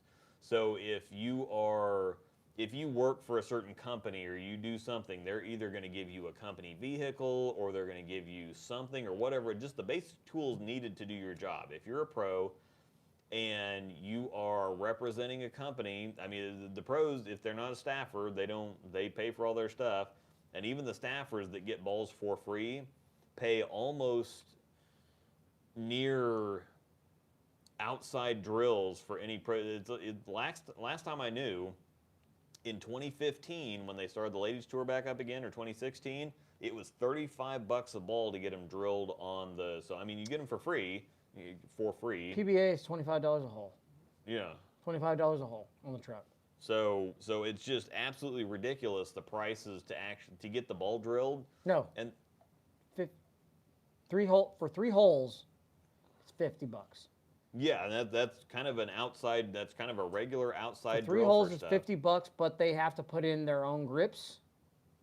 They put the holes in the ball for you. They don't bevel. They don't do anything. No, they do their own work outside of putting the holes in. So I think if you have like a switch grip or something, they'll glue it in. They'll cut it down.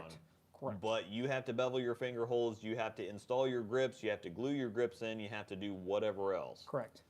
So it's still pretty expensive, but that's not hard work. If you're on staff with a company and you are selling equipment for them, they're going to make sure that you have the best equipment in your hands because they want you to succeed. They want you to represent the company well.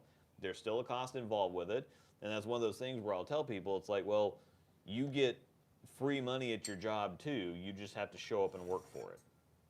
100% so it's correct. It's kind of around that same type of idea. Which wouldn't really make it free though, because you got to show up and work. But Road yes. info. You can press the button next to the mic icon on the main unit and turn up the gain. Interesting.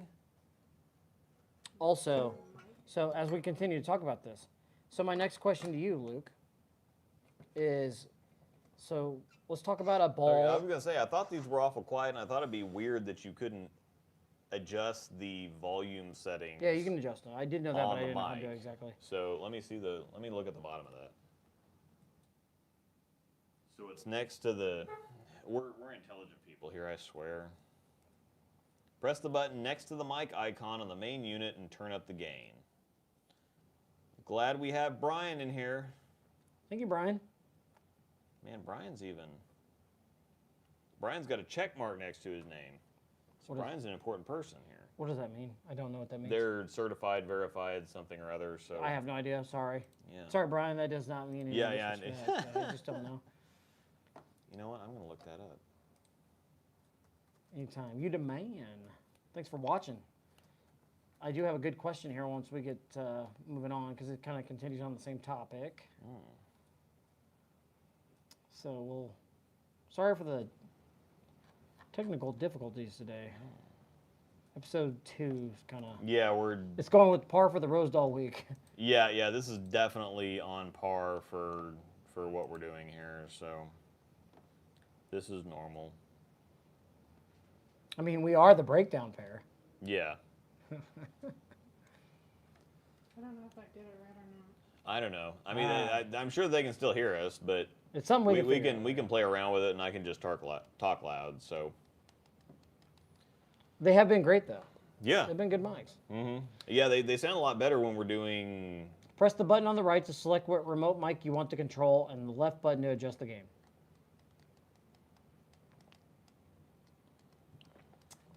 Chat with us, people. Can you... Anyhow. Yeah, we can continue they to can talk hear as us. she's working They on can it. hear us. So, my question, you ready for it? Yeah. All right. So, to stay on topic... A user manual. Yeah, who That's uses those? hilarious. Yeah. Make guys read a user manual. Yeah. Ah, no, I just killed one of the mics. I should not be damaging this. Yeah. Okay. Are we on? One of them isn't. Who's ever got number 1? I don't know. Talk. What? Hello? Close enough? Both turn them off. Turn them back on. No, I've done something. No? Mm. I keep losing the black. Well, you can still hear Jonathan. Oh, so then it's I don't know. It might be me. It might not. Still hear Jonathan. No. No? Is it me? No. Yeah, I think it's you. Yep, she's doing a heckin' sabotage. Angel sabotage me. Yeah, I think it's you. Yep, get it she's to turn back sabotaging. on. Yeah, turn it off and turn it back on again. Turning off. Tell me when it's done. Flash. All right, it's off.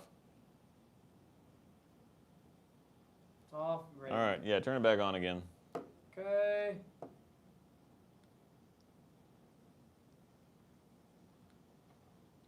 Stuff's back on. It's flashing. Hello? Can you hear me? Can you hear me? Makes me want to. Luke's level is great now, so everybody can hear me just fine. Makes me want to sing some Deadpool. Yeah. Can you hear me? You've seen Deadpool, right? Okay. Am I still too soft? Chat. Hold No, on. you're not on. I am not on. I've killed you. That's Interesting. rude. I'm kidding. It's fine. We can also put it right here. We can work with that. We did that one week. Yeah, probably. So don't worry about it. We'll All right, so yeah, if you can hear me just fine, we'll just put it right there and. Angel, just take it over there and play with it. You're fine. Or You just. can't take it over there and Oh yeah, you're right. You're plugged in. All right. Can All you right. guys hear us okay if we're both here, Just kind of leaning towards Try the to middle? plug the other. Yeah, leave these on and try to plug the Yeti back in or something. Oh shoot! I turned mine off. I can't plug the Yeti back in because I've done plugged from All here. right. I Well, turned yeah, mine you off. gonna. Yeah, we'll unplug that and then go over I there. can't. Why not? Luke's level's great now. This is where the Yeti plugs in. I have to unplug it from the phone. I can't. You can All right. only use one. They can actually hear us great. So. Yeah, I know. So you can unplug that and you can go work on the mics while the Yeti's plugged in. the Yeti wasn't working. Why would I? Plug I don't know. It back might be in? working now. I don't know. Just keep talking. Just finish your show. That's a ways off yet. All right. They said they can hear us good with Okay. it being in the middle. Yeah, So we're just yeah. going All to talk right. loud. So, all right.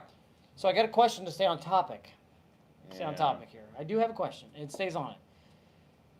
Should pros and staffers, we're both staff players, should we be allowed to throw a unreleased bowling ball at nationals?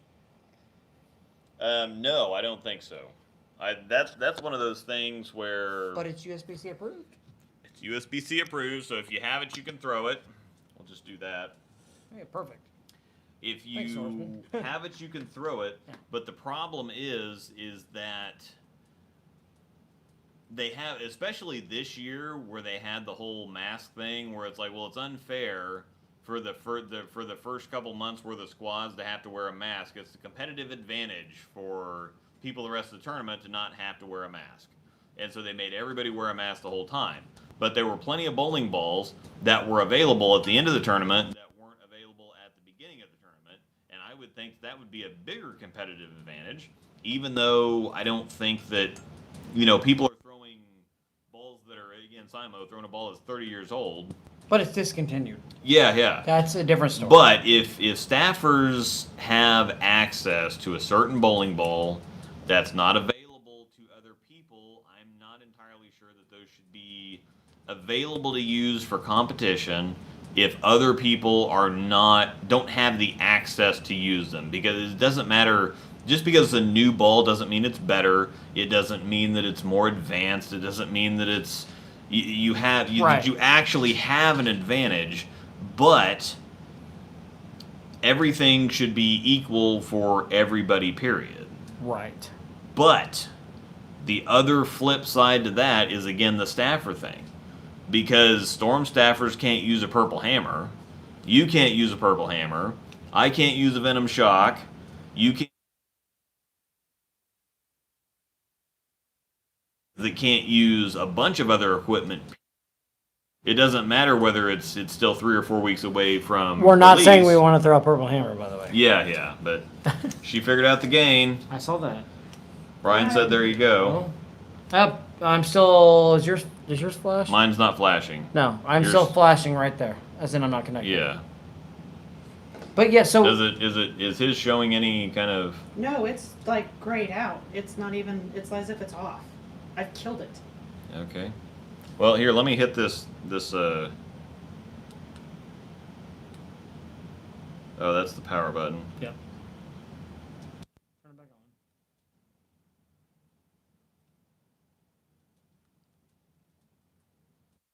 All right. Yeah, it's still flashing. So yeah, it's just not connected for some reason. So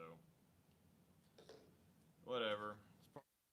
Yeah, it's all right. We'll figure it out. So, can you hear us? I mean, I'm assuming you can hear us because we don't want you to not be able to hear us. Yeah. They said that. Yeah, she figured out the gain. So Okay. the mics.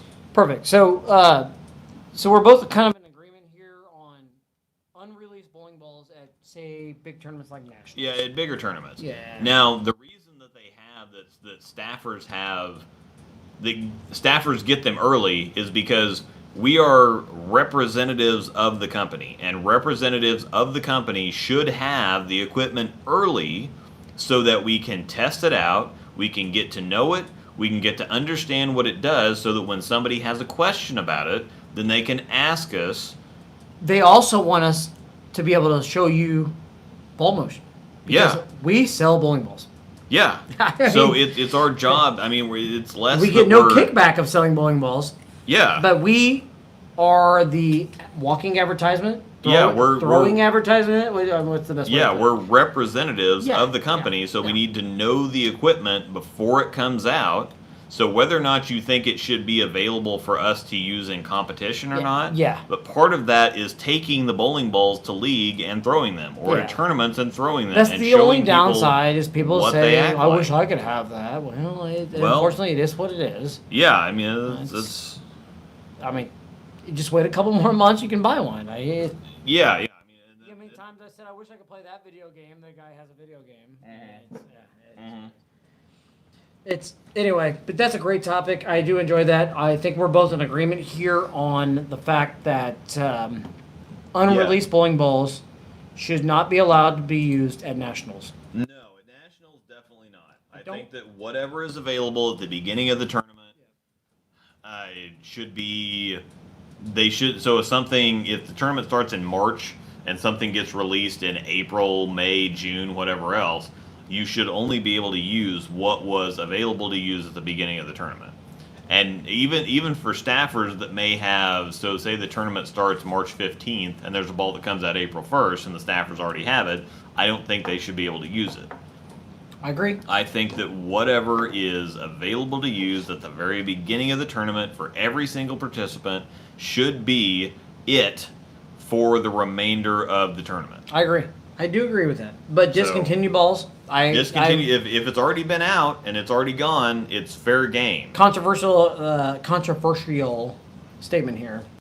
If you're upset about discontinued bowling balls being used, well, turn those frowns upside down because there's nothing you can do about it because you could have bought it. And same thing with everybody. If you haven't bought it yet, you probably still could too. All right. Yep, she's still messing with the volume. I'm trying to get the one back on, and it's just not at the moment. So I hope I'm not screwing up everything else. Turn that set off and turn it back on. Turn what up? What? Yeah, just turn the main one off. You have to turn yours off first. Well, that's fine. All right, we're gonna try and figure this out, guys.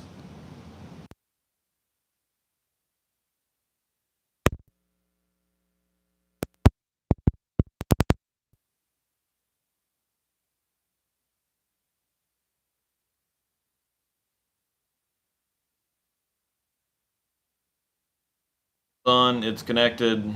See number 2? Nope. Still I'm blinking. still flashing. I killed it. Cool. I am flashing. But, hey, there's two of us. We can still hear it. Can you hear us? Nope. It wouldn't be technology if it actually worked, so. We're still here. Alive and kicking. Mm-hmm. So, yeah, I think we've kind of come down to an agreement that discontinued bowling balls are allowed. Yeah. And there should be. Now, is it okay for league? Yeah, I would say for league because it's just. But that's what we're there for. Yeah. We throw those bowling balls so that people can go, I want to buy that. Yeah. So we can show people, okay, well, this is what the ball looks like. This is whatever else. I mean, if you think that we have a competitive advantage, I don't really think that. Here's a good example.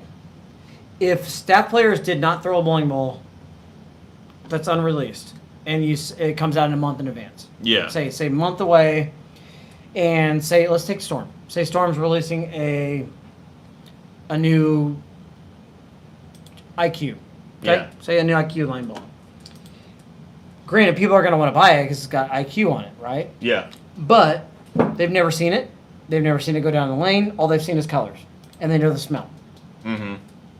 Is it going to sell without seeing ball motion? Yeah, it's not going. I mean, that's the thing is that people want that's. So people ask me all the time. They ask you. It's like, okay, well, what's the story about this ball coming out? When's your video coming out? When's whatever else? I hear that all the time. Yep. So you're showing video. You want to show people what the bowling ball looks like so that they can figure out whether it's going to fit in with everything else that they already have or what it looks like. People want to see it. Yeah. So that's what the point of staffers are. And that's why we had the equipment early, because we're representatives. It's our job to understand the equipment, to know the equipment, so that when people ask us questions, we can tell them what's going on with it. So that's the whole point. That's 100% of the point. And it's really not a big job. It's just we're here. That's what we do. Yeah. We slap logos on the shirts. We throw the bowling balls, and that's what we do. Mm-hmm. So it's not a big perk. It really isn't. No, and that's the thing is that we can talk about this. We can talk about this next. So put this down, Angel. Put this down as a note to talk about whether it's an advantage to be a staffer or not. For a breakdown pair? Yeah. Or for a breakdown? Or for the over the line. Over the line. Yeah, this is a great topic. Is it benefit? God, I lost the word. Oh, Is it an advantage? Brian just gave you the answer. I know. I was working on that until he told me to make a note. Sorry. I didn't. Is it an advantage? Yeah, is it an advantage to be a staffer or not? It's a great topic. Okay, to reconnect a transmitter. I She know. saw it. Okay, press and hold. There's There's a pair button on the receiver. Great topic. I was getting ready to hand you the pointer because you love the pointer. Okay, so the receiver is what's what's connected to the phone. So press and hold the pair button on the receiver for 3 seconds. 75 by 20. So it's There's no pair button.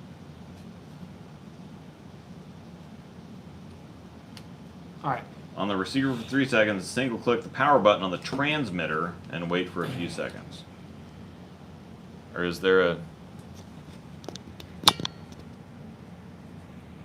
Yeah, there's only like one button on the. We'll figure it out eventually, but we're just too dumb to. Oh, yep, she did it. Thank you. Tech support, Jonathan. Johnny, you're out of your element. Sorry, I was She reading. figured it out. I was reading something. Thanks, Brian. Brian's amazing. Market 0. Yeah. All right, there we go. All right, so Sorry, we'll I try was this again. reading something And there. I think she's thanks to Brian understanding what he's doing. I think we've figured this out, perchance. Also, thank you to Road. Yeah. Seriously. Thank you to Road as We'll send you a well. bowling ball or something. Thank you, Road Mike. Email for us. taking care of us. We'll help you out. Can we all hear now? Have you guys seen or tried the 70 by 5 by 20 layout? Yeah, it's just a kind of a. And now you're about full gain. At full Great. gain. All right, so everybody can hear us. Now the real question is, have you seen my baseball? Holy crap. So everybody can hear us. Well, Okay. we're loud. Now So- the real question is, have you seen my baseball? Yeah. Have you seen my baseball? Whoa, we're Okay. loud. Now the real question is, have you seen my baseball? What is that Okay. replay? All right, let's put it down here. All Is right. that better? All right, so we're a little hot. Yeah, let's Running hot. Yeah, let's just put him down there. We'll see how that works. How does that work? But we will definitely not hear. Oh, I can't hear you anymore. Yeah, a little hot. If you can't hear us with this, then you have problems. Usually do? Okay. Yeah. Okay. Oh, can you? I Are might we get good in now? trouble for what I We want. good now? Gain negative 12 A degrees. gain of minus Perfect. 12 decibels Oh, is usually take it off your pretty shirt good. and we put them there. It's perfect. Okay, I'm at negative Cool. 12. There we go. All right. Yeah. So Okay. we've come to a resolution here that discontinued bowling balls are okay to be used by. We're talking pros and staffers, right? Yeah. Pros and staffers can use discontinued bowling balls because your general public can throw those. Yeah. Nothing wrong with that. Yep. I'm sorry if you have a problem with that. That's an issue. Yeah. Well, That's your own issue. That's the thing is if Um, you're, Yeah. you Should've can bought it. always you can always become a staffer too. Yeah. You better work, but yeah. And could so get there. I kind of want to go through that on on like a breakdown or something like that of just exactly the whole Staffer life. the whole staffer thing, and especially for somebody like me that does Videos. that does videos that gets sent balls specifically to make videos. Well, when they send me something like a UFO or a proton physics or whatever else, something that I'm never going to be able to throw, it's a cost in both time and money to make a video for something that I get no benefit. It's a good idea because you and I literally could talk about the difference between you on staff and me on staff because they're two different animals. Yeah, they're definitely Yeah. two different things. There's different staff levels to things too. Yeah. So We're not I think gonna. We it's- will not fully go down into fully detail. What Yeah, we so did and do, but- add that to the list. Whether it's a benefit to be a staff, we can talk about that, and if it's a benefit to be a staffer or not, because it I kind like of goes that. along with I the like same that. I with like the that. topic. But so we agree that discontinued bowling balls are okay to be thrown, nationals, league, etc., but we shall not throw unreleased bowling balls at nationals yeah, and really, or even big at tournaments. any, if it, etc. yeah, if it, at I any can agree sanction- with that. And Leagues is fine. Sanctioned tournaments is kind of a different story. But how are you going to police that? Yeah. it's- How are you going to keep track of that? I would only say because if you can throw them at league, you should be able to throw them at sanctioned tournaments, except for major tournaments such as nationals, Yeah. Team USA trials, etc., etc. Yeah. Different animals. So even something like the Yes. U.S. Open or the Masters, But on the PBA, everybody's going to have access to the same stuff that. Okay, everybody then else make has the access to. USB-C. That's their rules. Make them put those rules in play. Yeah. That's a different story. So Different yeah, animal. that's the thing is that the whole mask rule was for this year was dumb. I don't think it's any. I didn't have any trouble bowling in the mask. It's not any more obnoxious. It's not. It was just people that did not want to wear the mask. That Yeah. other people that they It had to wear it. is- Other people didn't wear it. But that's a political answer. I don't think we It should get is into that anymore. Right now. annoying Agreed. and uncomfortable.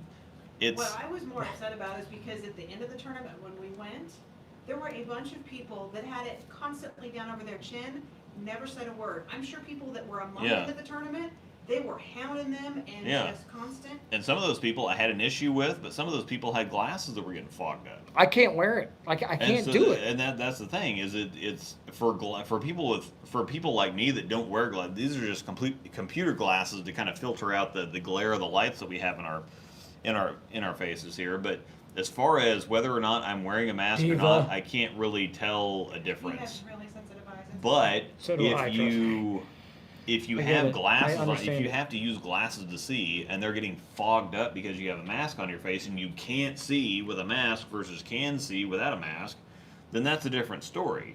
And I'm but not really sure the for- understanding of why, I get why they started the mask rule to begin with, but I don't understand why you weren't able to pull it down on the approach. Yeah. That part, that confused me, why Yeah. you actually had to be on the approach with it. Yeah. I'm So- not gonna lie to you. I had to pull. I it don't down. know. But yeah, you could You're telling me with my back here and then behind me, if I went like this real quick, they would have known. Oh, so just, Deliver the ball and go. yeah, as soon as you deliver the ball, Okay, you pull it so back They out. wouldn't I'll do get a little bit closer. All right, so staffers have the intimidation factor going for them. I mean, and this is actually a really good point that we can.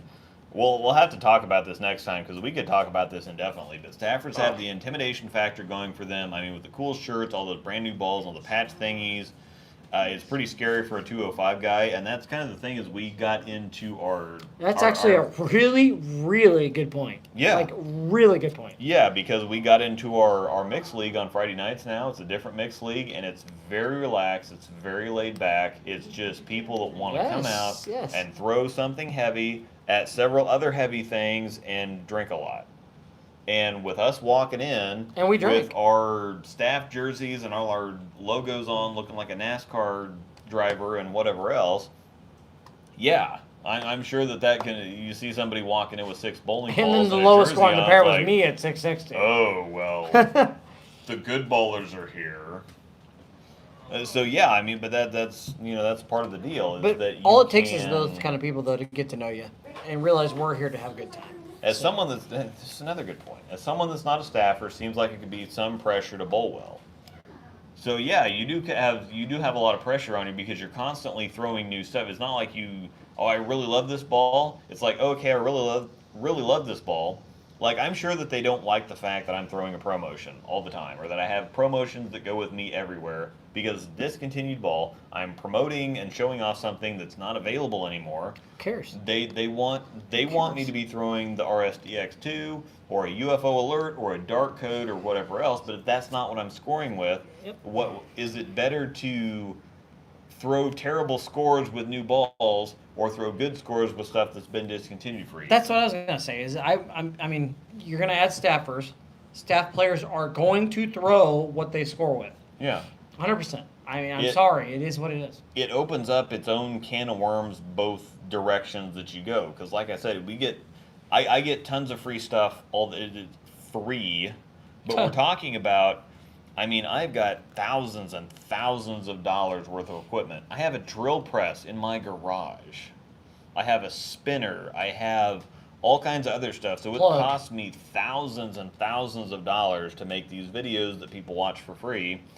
And you get free bowling balls. It's like, no, they're definitely not free. My tax guy every year tells me how much money my business is losing. And I'm like, no, it's not a business. It just, technically it is to the IRS, but it's not a business. Yeah, it's not a business. But, So yeah, so it's a big can of worms. So we will talk about that next time, whether it's an advantage or disadvantage. I to be a like staffer. that.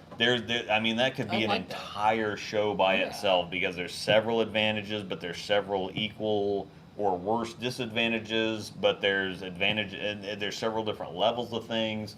Again, there's several different levels of staffer, and it's just Brian helped us out, so we got to acknowledge that. Throw what you want to throw, or throw what you want to score with. Win. Take pictures with the newest spare ball. yeah, Winner. yeah. Love it. That boy.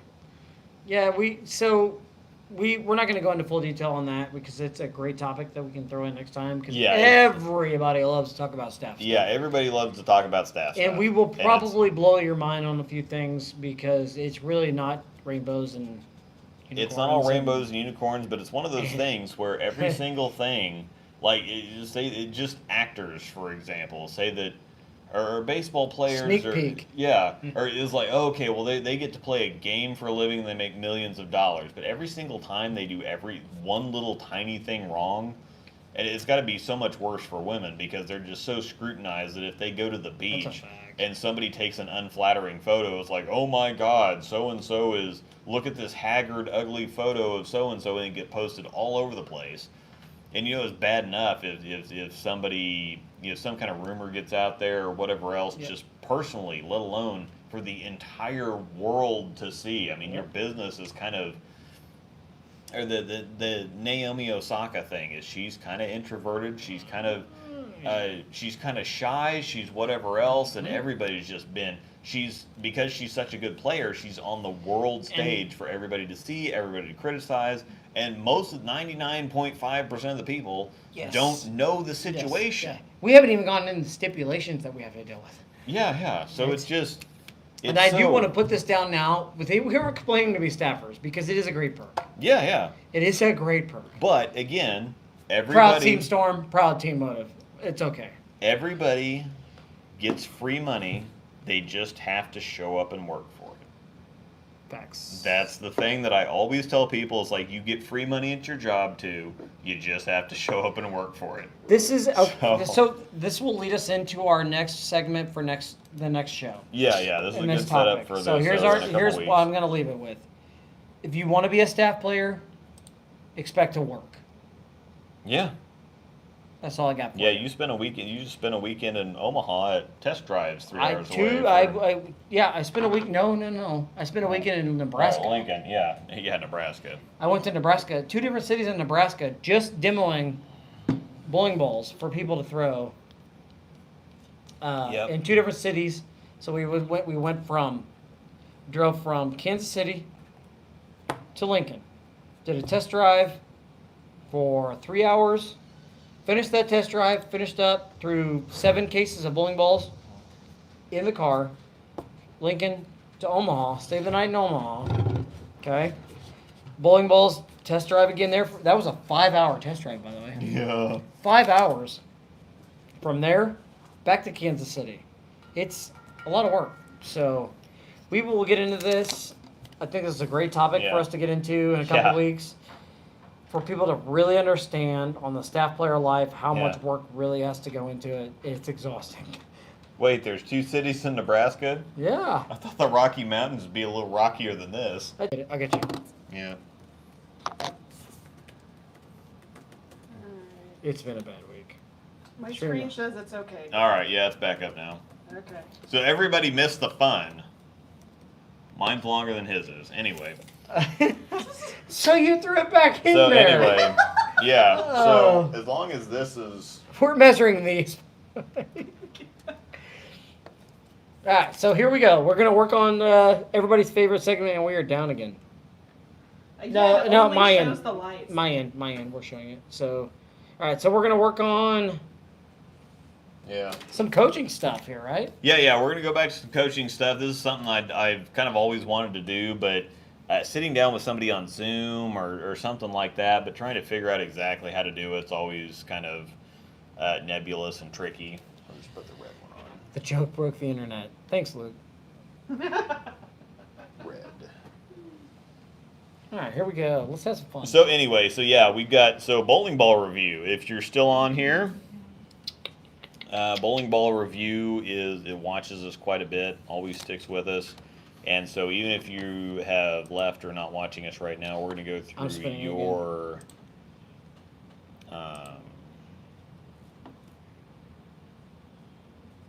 To choke. Video unavailable. Yeah, So that's I'm spinning. I think we're down. Again? Yep. What the crud? I'm still showing it fine. I think you're down.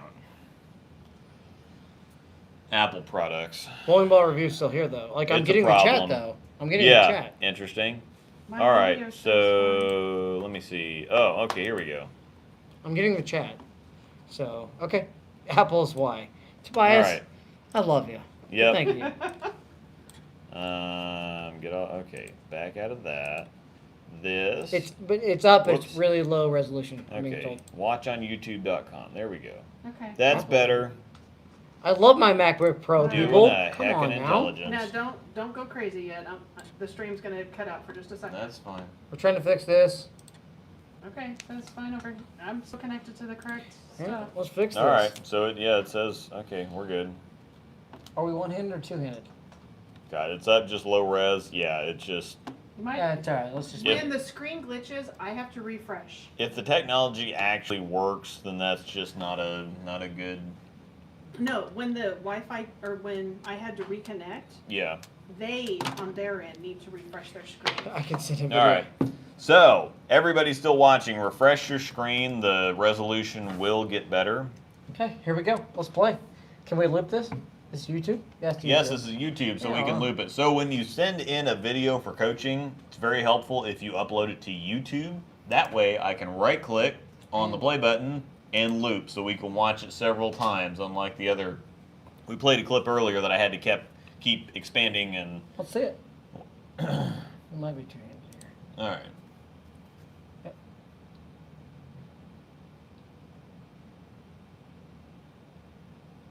Uh-huh. I'm sorry, are you seeing something? That's better. Soft. All right, so what I'm seeing here is that the timing at the line, everything else looks great until the timing at the line. Yeah, The foot is not totally stopped before the ball gets. the feet so are definitely getting there quick. The feet are Yeah. getting there quick, but when you walk that fast, the other thing that's going to happen there too is that your arms are naturally going to kind of speed up to catch up with your feet. Yep. So I think that that's one of those things, and that's one of those really, really ridiculously tough things that I still deal with on the left side, is that to get speed, you kind of feel like you have to move faster. But what it does is, I always explain it to people like throwing a baseball or throwing a softball. If Yeah. you're still running or you're still moving while you're throwing the baseball or the softball, you don't transfer the energy, you don't plant, you don't finish, you don't transfer all of that into the baseball. Yeah. So if you plant and then throw the ball, It's also generated from your legs. yeah, Yeah. See, I like, on this, I like the body, upper body. I like where it's at. yeah, I You're kind of not, like. even with it being fast, you're not leaning too forward. There's I do plenty. like that. There's plenty of looseness too. Like it's not Yeah. very tight at all. It's very fluid. Yeah, it's a good foundation right there. Yeah, it really it's is. very. I think a lot of this game, correct me if I'm wrong, but I think a lot of this game right here I'm seeing is quick feet. I really do. Yeah, I need to see the push. Here we go. it's just everything's a little. 1, 2, 3, 4. Yeah, all right, I want to see that again. So yeah, you get That into was the not gonna help me. you get into the forward swing a little quick.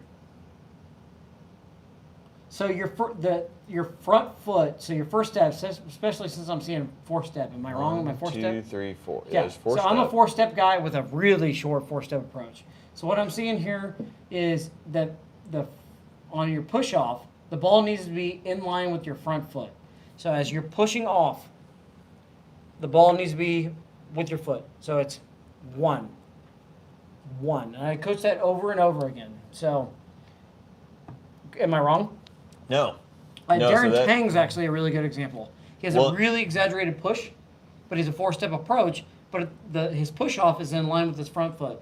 So the other thing that I'm seeing here is as you go to push off, Yep. your right leg is still in the way. Yep. So if you look at that, the leg hasn't had a chance to get out of the way. So you're going around the leg and then having to pull back through. So that's going to Fast hurt. tempo is bad. Yeah, that's gonna hurt. That's gonna hurt that. But And see that one. That's quick. That one was one of the mid. That one's probably the best one right there. It is. It just looks soft. Yeah. Or a missed end or something, but like that one right there is pure quick tempo. It's just pure quick tempo. Yeah. That's all that is. So, definitely watch a lot of Belmo because he does it the best of anybody. So he walks really, really slow. The difference But his between him and timing Belmo, is so though, good. The difference between him and Belmo, though, is he doesn't drift. Yeah. He doesn't have a big drift. Nope, not a big drift, which that doesn't really matter that much. But it's just everything is really fast. So if you slow down and you so what I want you to do is I want you to watch a lot of Belmo. So watch a lot, especially newer Belmo. So let me get back in here to the email. Yeah, Belmo would be a better example because Simo gets too forward with his body. Simo's really fast, but the timing is good. Yeah, Belmo would be a good example, and I'm sure he watches Belmo, but he's inside of the bowling ball. You can clearly see that. Mm-hmm. It's all I'm seeing here. Correct me if I'm wrong. Is quick tempo. You're just fast, yeah. Everything's just too fast. Yeah. But otherwise, like the body posture, you're getting down on it. The release is good. The follow through's good. Everything there is you're nice and loose. Yeah, I agree. Like everything is great. It's just too fast. Slow that tempo down, man. You slow that tempo down, you're money. It's just too fast, and your arms are getting to the line too fast. That's the only thing that's wrong with the mechanics. Good looking ball roll there too. Yeah. Yeah, I like that. Because you're staying inside of it, you're letting go of it. That fast tempo Good. is also going to cause you to have some inaccuracy issues. Yeah. So you're going to miss one in, you're going to miss one right, you're going to be soft, you're going to be firm. But that's the thing is that when you're trying to throw the ball hard or when you are a two-hander, that's the biggest problem I think a lot of them have is because your rev rate's going to be so high that you also need to throw the ball fast. Yeah, agreed. But not necessarily. It's just it's a natural thing. It's not like there's anything wrong with it. It's a natural thing that you think, oh, okay, I got to throw it fast, so I got to run to the line. Yeah. It happens to me all the time. I mean, I'm bad about tempo.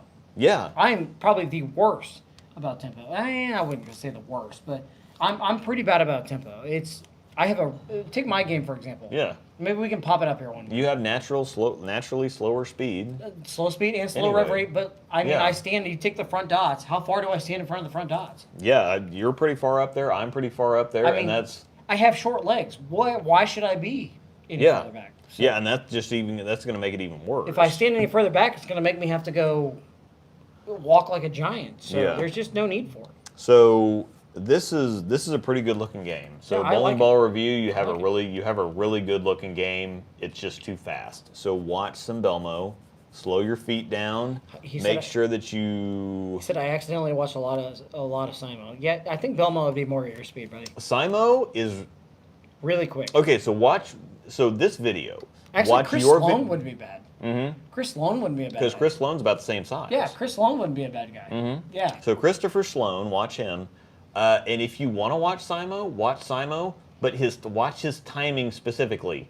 Watch where, and the four step, 5 step doesn't matter. Don't Yeah, even worry yeah, because don't some people care have about 6 step, 7 step. It doesn't matter. It takes don't like worry. 15 steps. before he Don't does it. worry about that. That's not a problem, not an issue at all. Yeah. But I think you're getting because you have that first step with your right leg. See your Right there, timing was late. So what's He was late happening? on Yeah. timing So right what's there. happening right there is your first step is with your right leg, but your swing is starting soon enough to where you haven't gotten that leg out of the way yet. Yeah. So you have to kind of go out and around your leg a little bit. It still works pretty good. It's It just you're a does. little fast, You and just- the ball gets to the line a little fast. Like you're still slight. That's what you're going to be your balance problems. That's what I tell him all the time. Yep. And that's what you recognize when your feet get fast. Yeah, I know it right away. Then you fall off balance. I know it right away. So you want to watch Simo because he runs up there, but he's already slid and the ball's still back in his backswing, and then he really whips it through. So it's like a baseball player that's running and then plants and then throws. They very rarely throw and plant at the same time because you're not going to transfer any energy. Yeah, that I'm way. You're not definitely gonna seeing. help I'm yourself. definitely seeing that push off a little late. So what I'm thinking here is to help you out, as a guy that takes a short 4-step approach, is that first step. So that first push off. So when you're going, everything needs to be slow. Slow. It's like eternal speed. Go, and then after that first step, you're gonna pick the tempo up a little bit. Yeah, fast. The push-off's a little early. Yeah, exactly. So is the push-off's a little, you start your push-off a little soon, and all you can start it at the same time, just extend it a little more. Yep, exactly. So we just need to see, we don't need to see, but Yeah. I'd like to see a little bit of that first step being, everything slow. Like I see everything pretty quick there. Timing is terrible to work with. Yeah, so just the more slow. that you can adjust within your basic timing, the easier it's going to be for you. So what, basically the best words of advice is the first couple steps, slow, explode. Yeah. Right? Yeah, and slow, explode. That's what a lot of them do is they Yeah. take very slow. Like Chris Yep. Barnes is a good one to Yes. watch for that because he takes very slow, He looks very, like he's walking up, very walking, deliberate steps, and then once the ball starts swinging, Explode. then he works into it. Trevor's Explode. the same way. Yeah. He takes a couple slow steps, and then as soon as the ball starts moving, then he accelerates into it. So remember, slow, explode. But Just no, remember your game looks really good. that. Yeah, I like that a lot. Yeah, that's pretty good. We're gonna go ahead and move on, but Yep. Thanks for sending that in. We like that. yeah, Send us some your, more. your game looks really good. Yep. It really does. So, all right, Okay. I like it. Spare time? Yep. If Okay. I can close this window here. Spare time, which is our last segment Well, of the no, night, right? we got to. We're gonna go to another one. We have one more? here. Yeah. We're going to do Maybe. another coaching? Yeah, maybe two more. Oh, sweet. Let's We'll coach. see. I like it. Download. I like coaching. Yeah. Let's go. Okay, we're going to do another coaching segment here. Yeah. Yeah, we'll try to do as many as we can. Getting. It just depends on how many submissions we get. Send them in. I think you have only been bowling a year and a half. Oh, there we go. Okay. Good stuff, It's man. already up I there. like it. A year and a half, that's good This work. is Jesse Sevilla. All right, here we And go, this Jesse. is a 1:50 video. Okay, so we're probably getting multiple approaches Yeah. here. I see a lot of elbow bend. That's not that bad. I mean, it's going to be a simple game. Yeah, it's pretty simple game. Give me just that. Give me that first segment. Give me that back. Yeah. Give me that again.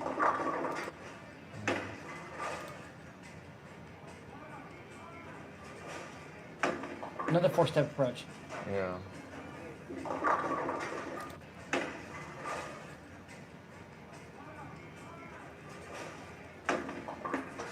Ball's behind him, he's Yeah. inside of it. Another one that where the ball gets started really early, but he hangs it in the backswing, so the timing at the line ends up being really good. Yeah, I like that. That's actually. a very good. That's a pretty good balance, or pretty good foundation there. This is really good. I do like it actually. Now, what he says in this, need some help leading with my heel, not sliding proper, and it seems like I'm not finishing or following through or coming off the side. Any tips? So coming out the side. Okay, I want to see this. All right. Leading with my heel, not sliding proper. I mean, I don't see any slides. Okay, so yeah, there's not really any slide. So yeah, you are leading with your heel. You're not really sliding into it. I lead with my heel. I don't slide at all. But I think it Yeah, kinda okay, depends so- on how hard you come down really. Okay. Yeah, I see it. All right. Now. I see what So this is something that I've really learned. The last couple steps are pretty big. So it's not everything the tempo is great. You work into everything great. Your arm swing is good. Everything, your release is good. Everything's really good, but it's that big step, that big last step into it. It's a little short. Yeah, remember, slow, explode. Yeah. Last two steps need to explode, especially in that four-step approach. Don't be scared of it. But so yeah, you take Yeah. the first couple steps are fine, then you take a couple fast steps, and then the last one is very slow and deliberate. Yeah, so remember, am I seeing four-step? Correct me if I'm wrong, let me count them. Yeah, you just gotta. It depends on whether he starts with the right leg or the left leg. So that's Right. first step. Okay, so he starts to the right. Yeah, I'm seeing that. I'm seeing decent first couple steps. That last step is really timid, so do not be afraid to explode. Like, See, that's one of those things. Yeah. Yeah, so that you couple slow steps, couple fast steps, and then you decelerate. Yeah, do not decelerate. Those last two steps need to be explosive. So slow, pick up the tempo, right? Yeah. It's really where you're going to generate your power and everything else. Yeah, and so that's the thing, but at the same time, so if you plant or you step into it, Yeah, I see it right there. That last one is really slow. it's really slow, and so it just kind of sucks the energy out of the ball. And it's going to cause you to, when you get slow on that last step, it's going to cause you to grab, get on the side of it, am I right? Do Yeah. things like that. It's not hit it, whatever. It's going to, yeah. So my best advice is to move up 2 or 3 feet on the approach, because Yep. what I think it is you're a little too far away from the foul line. He's And right. so you're taking big steps to get there faster. Because those last couple steps, even though you slow down on the final step, are really big. You're covering a lot of ground. For our 4-steppers next week or whenever we do our next show, I will post we do a video of me Okay. with my 4-step because Yeah. I'm way up there. Mhm. Like they can really see that. Wouldn't you agree? Yeah. Because you're 5, aren't you, Angel? Okay. Yeah. For our 4-steppers, I would be a good example. Because I'm a short guy, little guy. For those that don't know me, And I used to be a 4-stepper. I like 4-step just because of my legs. Mm-hmm. I get to teach myself. If I went to 5, it's just so long, and I get out of tempo. So even worse than what I am now. So I like that. It's a good foundation. I think you're right. I think that last step is pretty slow. Don't be afraid to get in there and explode on that last step. Everything after the first 2 steps need to go quicker. Yeah. Yeah, I think that's just the same. Yeah. Just the thing is, That's all I'm seeing, you get though. to the bottom and you're really soft out of it and you're really nice to it, but it's like everything's very slow and chuggy and Yeah. it's just there's no energy in the bowling ball. Yeah. That's what I'm seeing. So I think we're in agreement here. So like the tempo, the timing is really good Yeah. because you get to the line. This is what we were talking to Bowling Ball Review about. Is you slide and then you come through, but it's just because you've taken such big steps the last 2, there's all kinds of energy that gets sucked out of the ball. Yeah, I see it. So because you take the 2 big steps and then everything slows down. I could probably send something in real quick if you want to see a difference. So I think that's the only thing wrong there is that the first couple steps are good, the next couple steps are really fast, and that last step you kind of slow down and decelerate and get a little too tentative with it. So I think that's another. And so if you slide a lot, if you don't slide a lot, that's not really that big of a deal because I don't slide at all, but it helps keep me in tempo. So I kind of like not sliding, but you're kind of taking a lot of stuff off the ball with that last step. So the first thing that I would suggest is don't try to screw with your timing at all. Don't change a whole lot of anything. Scoot up on the approach like 2 feet. 12 inches. So if you stand at the big set of dots, move up like another to the next dot or something like that. Just move up on the approach, move closer to the foul line because your head is automatically going to fix it for you. If you move up a foot on the approach, you're not going to slide a foot past the foul line because your head knows I have to stop at the foul line. So your steps are going to be shorter and they're going to be slower. Yeah, I'm not going to send a video. I got old logos that I was going to Yeah. We'll get something taken care of. But so the first thing I would suggest is step closer to the foul line. That's going to slow you down. It's going to shorten your steps. It's going to get you more in tempo. Yep. So don't screw with your timing yet. Yeah, no, not at all. There's no reason to, but that timing's actually really good. I just think you're too far away from the line. Yep. So start there and see what happens. And this would be really cool, especially if somebody sent us in something before and we've given feedback or whatever. We keep sending stuff in. So Yeah, practice on it for a couple absolutely. weeks. Yeah. Send something back in, and so then we can go back and take a look and see, okay, this is where we started. This is the advice that was given. This is where we're at now. So I'd like to see more. Yep. So yeah, we definitely want to see it again. So let me see. Got what one else. more? Yeah, I Oh, think I've we gotta do the potty Kyle, thing. and then we have one from Colin. So yeah. All right. I'm taking a potty break. Yeah. So somebody said last week, it's like, hey, I really appreciate you guys taking your microphones off for the. And I'm like, crap, I didn't even think about that. I just happen to have mine clipped on the frickin' stand. Otherwise, It's right here. I'm leaving it here, folks. Yeah. Cool. Hey, Storm. All right, you can go ahead and break it down. Go for it. Yeah. Is it legal to go two-handed for strikes and switch to thumb in for spares as long as the spare ball is the only ball with thumb hole? Yes. Yep, you can go in there. Tom Doherty is one-handed, but he kind of does the same thing. He doesn't use his thumb to throw the ball, but he does use his thumb for spares. So Tom Doherty is a good example of somebody that you can go back and forth as long as you can do whatever you want to. Wesley have do that at one point with him? There was a two-hander Mm-hmm. that actually did that. That they were two-handed this way, no thumb, but then their spares they used a thumb. I don't- Yeah, there's a couple of them that do it. And as long as whatever ball you're throwing, you have a finger in every hole that's drilled on that ball, that's fine. But the dominant hand has to be the delivery hand. That is the lefty, going from lefty, righty, whatever else. But you can. Matt Ogle, Tobias gave one. Yeah, Matt Ogle. Yeah. Yep, doesn't use the thumb. And so as long as the spare ball has 3 holes in it and the strike ball has 2 holes in it, then that's fine. So, Ogle. O-G-L-E. Ogle Eyes. Also a cool Wick staffer. He's got some pretty cool stuff on the site. And if you use Rosedoll 10 or Haas 10, you can get 10% off a Matt Ogle Googly Eyes. All right, so we're going to go into another one. We have another one to check out.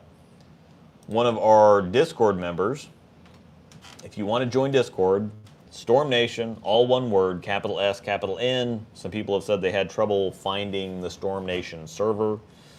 I don't know why.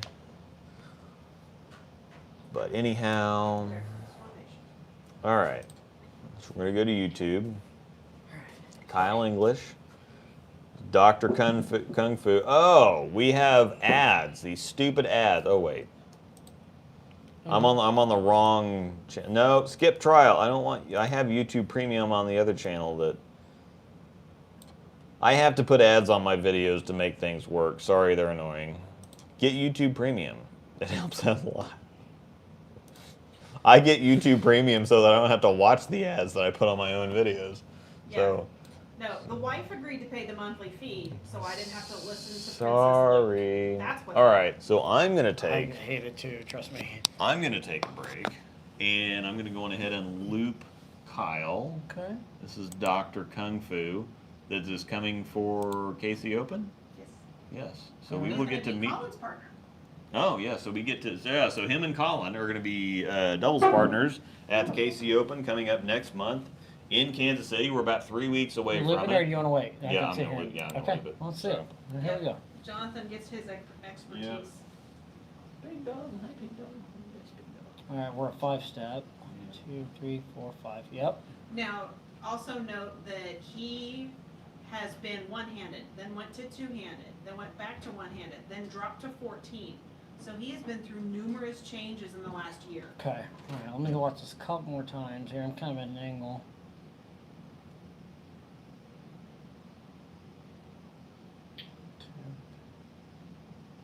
I'm seeing a pretty good foundation here.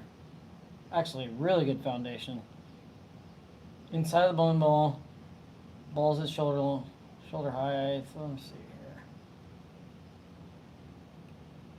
I think maybe. Once again, we're still at tempo. I think we're still a little quick with the tempo. I mean, that's a pretty good foundation. It really is. It's a little different, but I'm sure it's probably comfortable for him. But he already seems, like in his backswing and everything else, he already seems to be on the side of the ball a little bit. Yeah, that's what I'm kind of trying to see here. Yeah, so good point there. As you point that out, so he's on the side of the bowling ball a little more than I like to see. As he's in the bottom of the downswing, I'm seeing more on top of it than I am seeing inside of it, if that makes sense. Are you seeing the same thing? Yeah, it's just Yeah. like, because I think when he gets on the outside Yep. of it too much in the arm swing, it causes his arm to be further away from his body Yeah. too much. Yep. And then you get inconsistencies more than anything. Yeah, I'm definitely seeing it now. So let me, And I'm thinking he could probably. I'll stop the pointer. As we're seeing it right there. And I wonder how many times he's hit his ankle because of it. I don't want to hear that. Well, no, because he's trying to get it. No, in. I know. That just makes me really mad hearing it hit my ankle. I'm sorry. I He's already know. got it out there. No, and then yeah. You try and pull it in. I but get the it. only thing is, it's like, okay, well, I can't feel my arm, so I need to pull it in further, and then he pulls it in too far, and he hits his ankle. I think that, so I'm seeing the tempo a little fast. I think Angel's right. I'm seeing the ball. You're not working the inside part of the bowling ball as much as I'd like to see. You're on top of it right there at the top of the swing quite a bit. I'd like to see you get inside of it a little more. And that backswing. I have a huge glare right there. Let me move. All right, let me see another one where I've kind of shifted my body here. Yeah, yep, you're definitely working the outside part of the bowling ball at the very top of the swing. So as you're at the very top of the swing, your hand is not inside of the bowling ball. So not that you're getting bad rotation on the bowling ball, but you're definitely working the outside part of the bowling ball at the very top of the swing. So I'd like to see your hand get inside of it a little more. Now Luke's back here. I can see him. All right, so everything that Jonathan said has been wrong. Really? I haven't been listening to anything. Oh.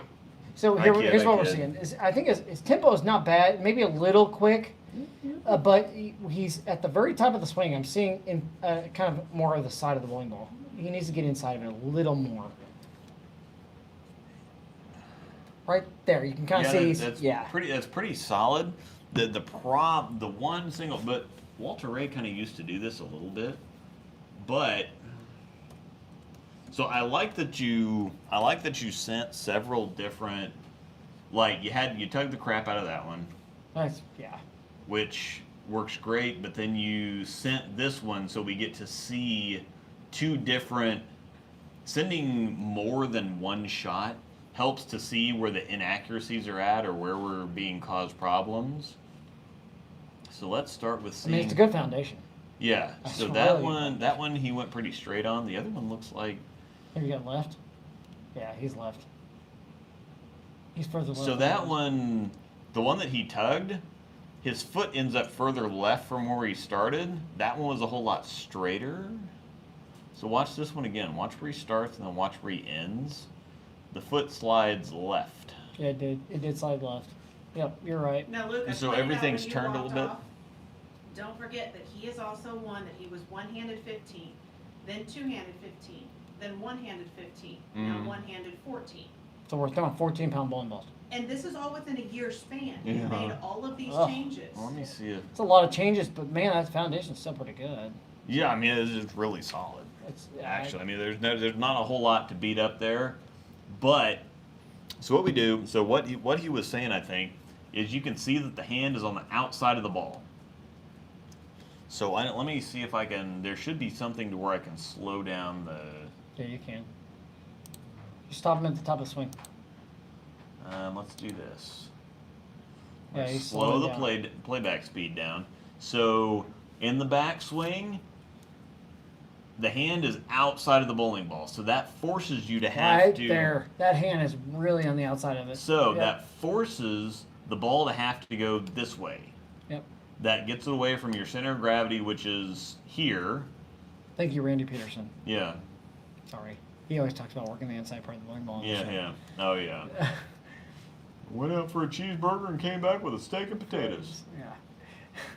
All right, here we go. So the bowling ball, so the hand starts on the outside of the bowling ball. So to clear your hips, Oh, yeah. Big your time. arm has to go out this, so your arm is like this, so you can't really get inside the ball. Now it does kind of loop back around and get close, He never got inside of it there, though. but you're kind of holding the ball and you're kind of doing that with it. Yep. Instead of getting under it and getting through it. More flippy. You're kind Yeah. of flipping it.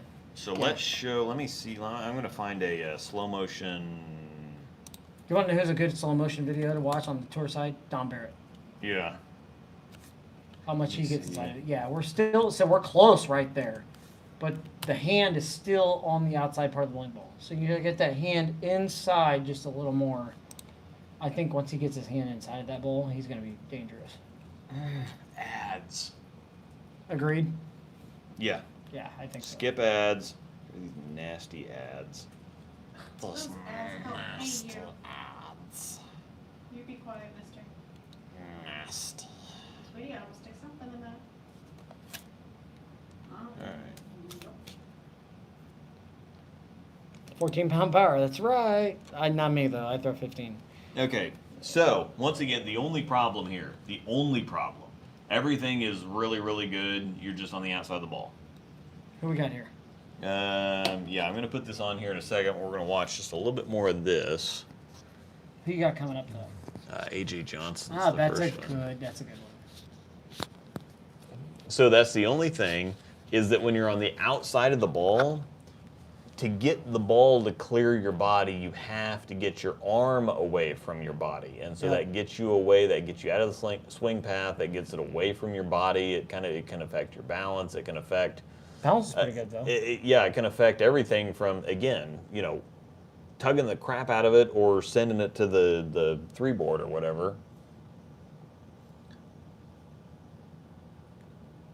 Good And question. I don't really care about that off arm because mine I just kind of clinch up and do this with. I have no idea what I'm doing with my other arm, so I just kind of do this and hold it in really See, close. in the modern game, though, the off arm really doesn't do anything. You can do whatever you want to do with it. Look at Zach Weidman. He doesn't really do much with his. Everybody does all kinds of different things with I it. have to use mine for balance or I am screwed.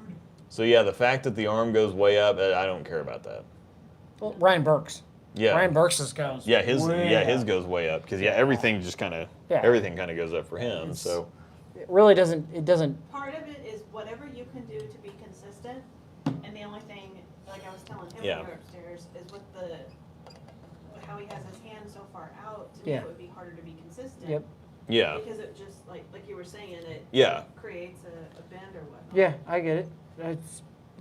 I don't know. There's just the off arm is not as important as it used to be. They used to tell you. No, Straight it arm. just depends on the Yeah. person and how much it throws you off balance, because I think it can help and hurt your balance depending on who you are. Yeah, Yeah. I agree with that. and when you start messing with it, it really does hurt your timing because if you're used to leaning over one way or the other, and you start to get your arm in closer, then all of a sudden you're going to be falling off balance the opposite direction because you're used to your balance pulling you one way or the other. Let me send you mine while I'm at it. I don't care about. So I don't care about the okay, so logos. we're going to go on ahead and seen this one a few times. So we're going to stop. We're going to watch one of the pros, or we're going to watch some slow motion of the pros.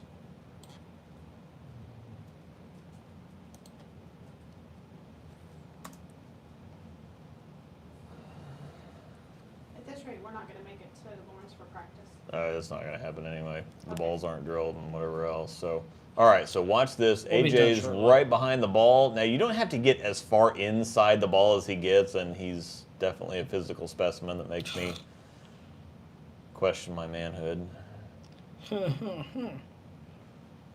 But he stays inside the ball, and I think again the whole Randy thing of staying inside the ball. Part of it, Simo?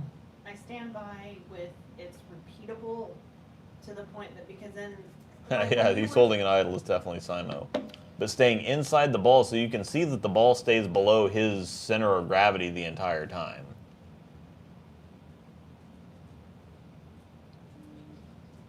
He can keep it inside, he can... So Billy O does it really good too. Yeah, Billy was really What good. the crap is that? That's a hammer statement or hammer redemption solid. Nondescript Brunswick ball, I don't care. Yeah, it's redemption solid. So he stays behind it the entire time, and so that ball stays pretty aligned with his center of gravity the entire time. Most confusion I hear is, well, he looks like he's coming out of the side of it when he releases it. Well, yeah, Well, they he is. will. Yeah, you have to loop around it, but you got to stay inside of it. Oh, and BJ kinda- Moore's a good one. BJ Moore is just ridiculously good. Is that a promotion? No, it's an axiom. Oh, dag nabbit. Yeah, look how inside of it he is. Yeah. I sent And you. his arm goes straight. He stays inside of it, and then you loop. I just through emailed it. mine. Okay. If you want to show it or not for others, Mm-hmm. it didn't matter or not. It's one of Aaron's. It's my old logos, but we can exclusively say it's an old video, so I don't care. Hey, my Yeah. buddy. That's his butt. Bradley. Bradley Jean. Yeah. What's up, dude? Yeah, you notice him from the waist down. But Yeah. Brad does it really, really good too. Well, he was not like that for a while though. Mm-hmm. Brad's this is Look something at that that Brad. footwork. This is something that Brad's gotten really good. Look at that Look hand. at this. That Yeah. girl. And getting out of it really clean, just kind of giving it that pitch at the bottom. Walk that. Brad, Ow. yeah, Brad's gotten really good. He at canoed it. that one, James. He's Smack got, the booty. yeah, He canoed that one. No, look, Anthony used to tell him smack it yeah. because Mm-hmm. he would just kind of like limp wrist it occasionally. Yeah. Like no, smack it. It's Chris Vi, yep. Yep, you can't even see anything yet, but you can kind of tell that's Chris Vi. Yeah. Chris Vi does it really good too. Yeah, good job. And it's just staying inside of the ball. That's going to keep your arm swing straighter. That's going to keep everything the weight closer to your center of almost gravity. really there. That's going to help your balance. That's going Darren to help Tang your. actually does pretty good at it. Yeah. too. Even though his timing's really early, He's a four-stepper. somebody else. Who else? Look is, at this. So this is Mitch, prototypical. Mitch This is what- Hoope. Mitch Hoope's timing is ridiculously early, and I don't know how he makes it work, but he stays behind the ball. Arm His- swing stays straight, and his shoulders stay pretty square with the line Look too. at how Like he's inside of the bowling ball he is yeah, the whole way. but like, he stays. His head, everything. He doesn't turn much. like literally from the push-off. He is Yeah. Twitch.tv/. I had to say it. Sorry. Hey, he was watching my Zen review on his stream the other day. Did he really? EJ is one that really opens up. So EJ and Darren are pretty close to. His push away is a little far away though. Yeah, Like, his he- push away is a little far but he away, gets but inside of it. yeah, Yeah, that's a Jacko Ghost, by the way. That's a polished Jacko Ghost. It might just be a lane shiner. zoink. The Athletic does amazing videos. Frankie? Yep, I think it's Frankie. That's definitely Frankie. So it's another And one. he kind of opens his wrist up. He doesn't have his wrist cocked or anything. He doesn't ever cock it at all. Yeah. Look, he's still flat. That's Yeah. more of me right He there. just catches it with his fingers at the bottom and just lets it go. He's got a really nice tempo, and he just tries to make good shots.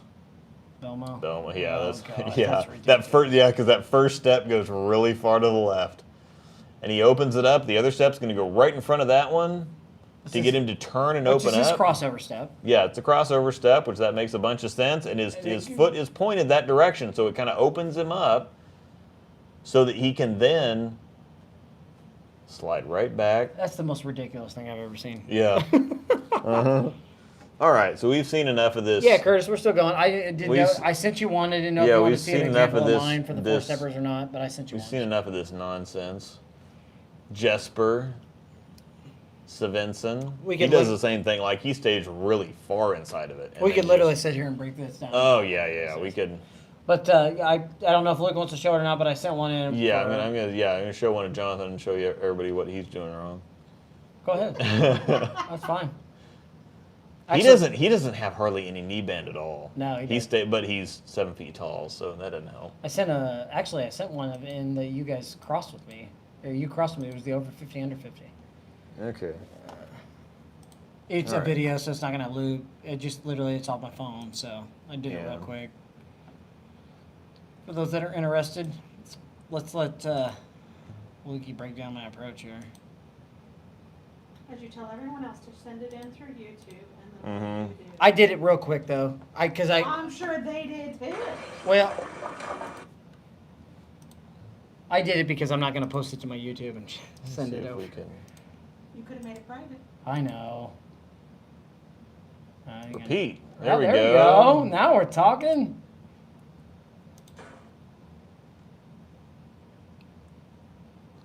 Good ball motion right there. Uh huh. No, I'm not with Bullfy. Cool lick. That was a day I was really throwing it good, by the way. So Did you even have though, leather up your so I'm partner? gonna slow this down. What's that? Slow this Did you down. have to lather up your partner? Oh yeah, that day. Yeah. can't My slow it senior down. citizen. I can't slow it down. I Oh was a well. little late with timing right there. No, it's actually okay because everything's still in line, even though your hand gets a little bit outside the bowling ball. Everything you give time for your leg to get out of the way. So you take that first step, and then your hips Yeah. nudge out of the way so that the ball can go, so that the hand or the arm swing can go straight back. Disregard the logos. Yeah. Well, one logo. You're opened up well enough, and when you and that's the thing we were talking about earlier about accelerating the last couple steps. Like you take a first, the first steps are pretty slow, and then when you get there, you explode into the shot. You don't want to be tentative about it. No, you want to get in there because that's where your power comes from, too. Yeah. So, there's a Panda Pack logo. Yeah. Yeah. I thought That's this what was we're good. talking about. Here we go. Yeah, get some. I mean, that's a good ball motion right there. Too. Crush. Jackal Legacy. Yeah. Shameless product placement. But yeah, that's you want to talk about some good timing. And you didn't stick at the line. You didn't. I douche canoed the leg a little bit. You also kept your swing inside too, and that's the one thing is when you stick, it's actually most of the time when you stick, it's because your arm gets too far away from your body more than actual sticking. So It just feels like a stick, and then it just happens. So. yeah, There you go. yep. So that's what we're. Whoops, where did that go? There we go. I just thought it would help for some of the four-steppers there. It can kind of see that. Because, that was a good video that I knew that I had that it shows the slow explode, right? So, there we go. All right, All right. so we'll take a look at one more. We got Collins, Oh, Mr. Collins. so we'll do He's this, popular this week. and I'm hungry, so I am too. yeah. So, We have spare time to get into, by the way. yep. Repeat. Ball pushes out way too far. I already see that. Yep, too far, and then the forward swing is a little too quick. This is Colin. He's another one of our Discord Patreon members. Here, Thanks the a ball's bunch gonna to Colin. go. Yep. That ball needs to be brought inside a little bit. I need to see where his hand's at. It's kind of too far away. Yeah, I was gonna say it's not actually. If you watch it, he kind of keeps it inside, but I think the forward swing starts to. Yeah, he does a good job keeping it inside, but that push, Yeah. he pushes to the right instead of pushing it straight ahead or pushing it towards the target. So his push away is going to be more over here when his push away needs to be more towards the target. Agreed? Like he's literally Yeah, his push so away was over here. I think the thing that I noticed that's so everything he keeps his elbow inside really good. Yeah, he does. But because his forward swing starts a little bit too early, he has to see his right leg is not quite out of the way before he starts the forward swing, and so his arm starts in really good, but then it gets away from him late, which is kind of different. Most of the time, people's arm swing gets away from them quick. He kind of statures to the line a little bit too. Yeah, I'd so like to see that. so when your arm swing, most of the time people's arm swing gets away from them Yeah. right away, and then they can't get it back in line. His arm swing is great at first, and then it gets away as the swing goes because it starts a little too early, and his right leg does not quite get out of the way far enough. So Right. that's why his arm has to go out Correct. to get around his body. I'd just like to see. I'd like to see a little more knee bend at the line too. I'm seeing He's pretty kind of. I mean, for where he's finishing there, he's pretty upright.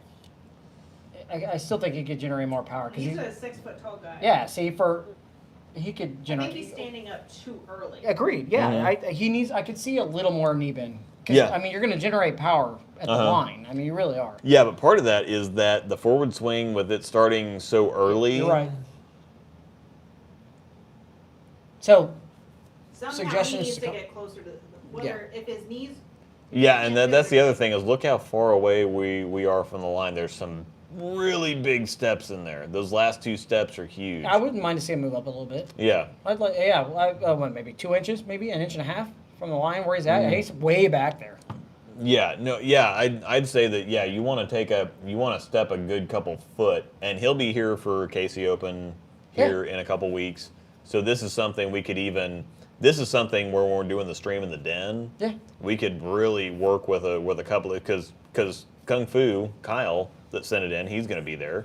Shall we Colin's do going to a be there. breakdown pair interview on Yeah, that? so that's the thing is so the last several or the last couple that we've looked at here, Hey, Colin. they're going to be with us in Kansas City here in a couple weeks. So the KC Open stream we've done the last 2 years from the den at Aaron's in Belton. And we're doing it again, correct? We're doing it again. Okay. And so we can actually work with these guys are going to be there, so we can actually work with these guys. So you'll see the videos now, and then we can work with those guys live during the stream. So that'll be a lot of fun. I like it. Well, it's like Mr. Bill, Ilpad, and then you guys are all gonna be there. Yeah, and Mr. Bill's great with the tech. Like I need Mr. Bill to explain the tech stuff to me because he just. Hey, Mr. Bill could be a guest. Well, yeah, they're all going to be. We're actually going to. No, I'm saying we could have Mr. Bill as a guest for the breakdown pair. Oh yeah. You guys like bowling ball tech talk? Maybe we can. Yeah, do yeah, because he can explain stuff that. Yeah. So, Colin, it looks like you're just joining in here.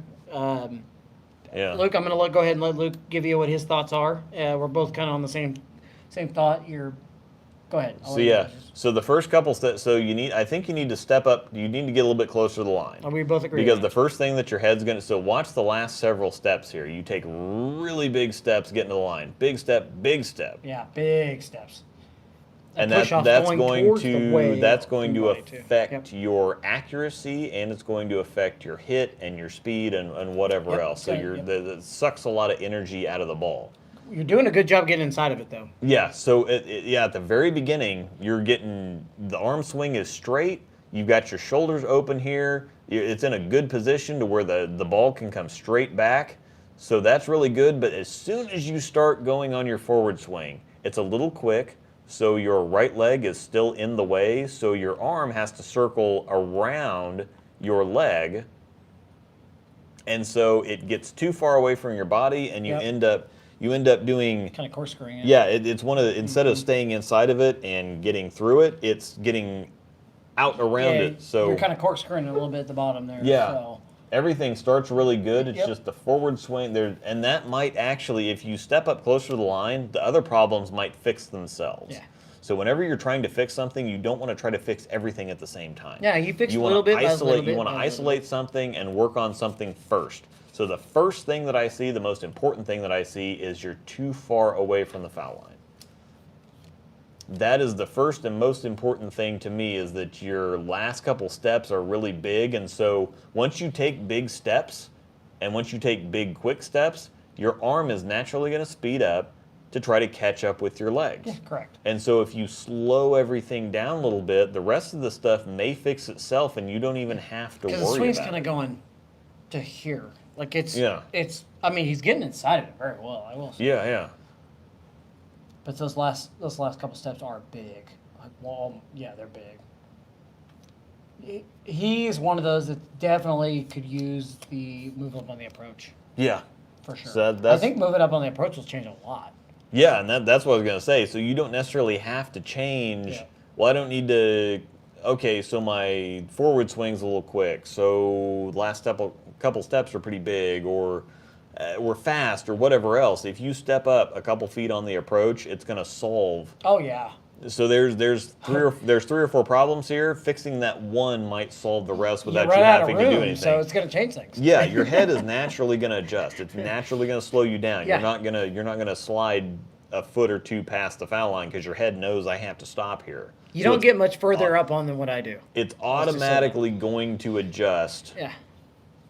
You're going to take smaller steps. You're going to take shorter steps. You're going to take slower steps. Yeah, but it's I mean it's not about, once again, I think all the videos Yeah. we've been sending tonight, it's not bad. It's good foundation. Yeah, there's solid ones that yeah. just need some tweaking. Yep. That's it. Yeah. So once again, send your Yeah. videos in for some coaching, some virtual coaching here on Breakdown Pair. That's BreakdownPair Right on the screen, just with no spaces. Exactly. And at no exclamation gmail.com. point. Send those in, and we would love to critique it, break it down, Yeah. whatever you want to call it. So, good time. Had a good time with that. Thank you All for right. everybody that sent those in. I think we're going to hit our last segment here. Yeah, we're gonna go to the last segment here, which is Spare time. So, if anybody has any questions, go on ahead and throw them to us now. I know that we like to do this live so that we can kind of interact a little bit. This is a little bit more driven, Yeah. or a little bit more.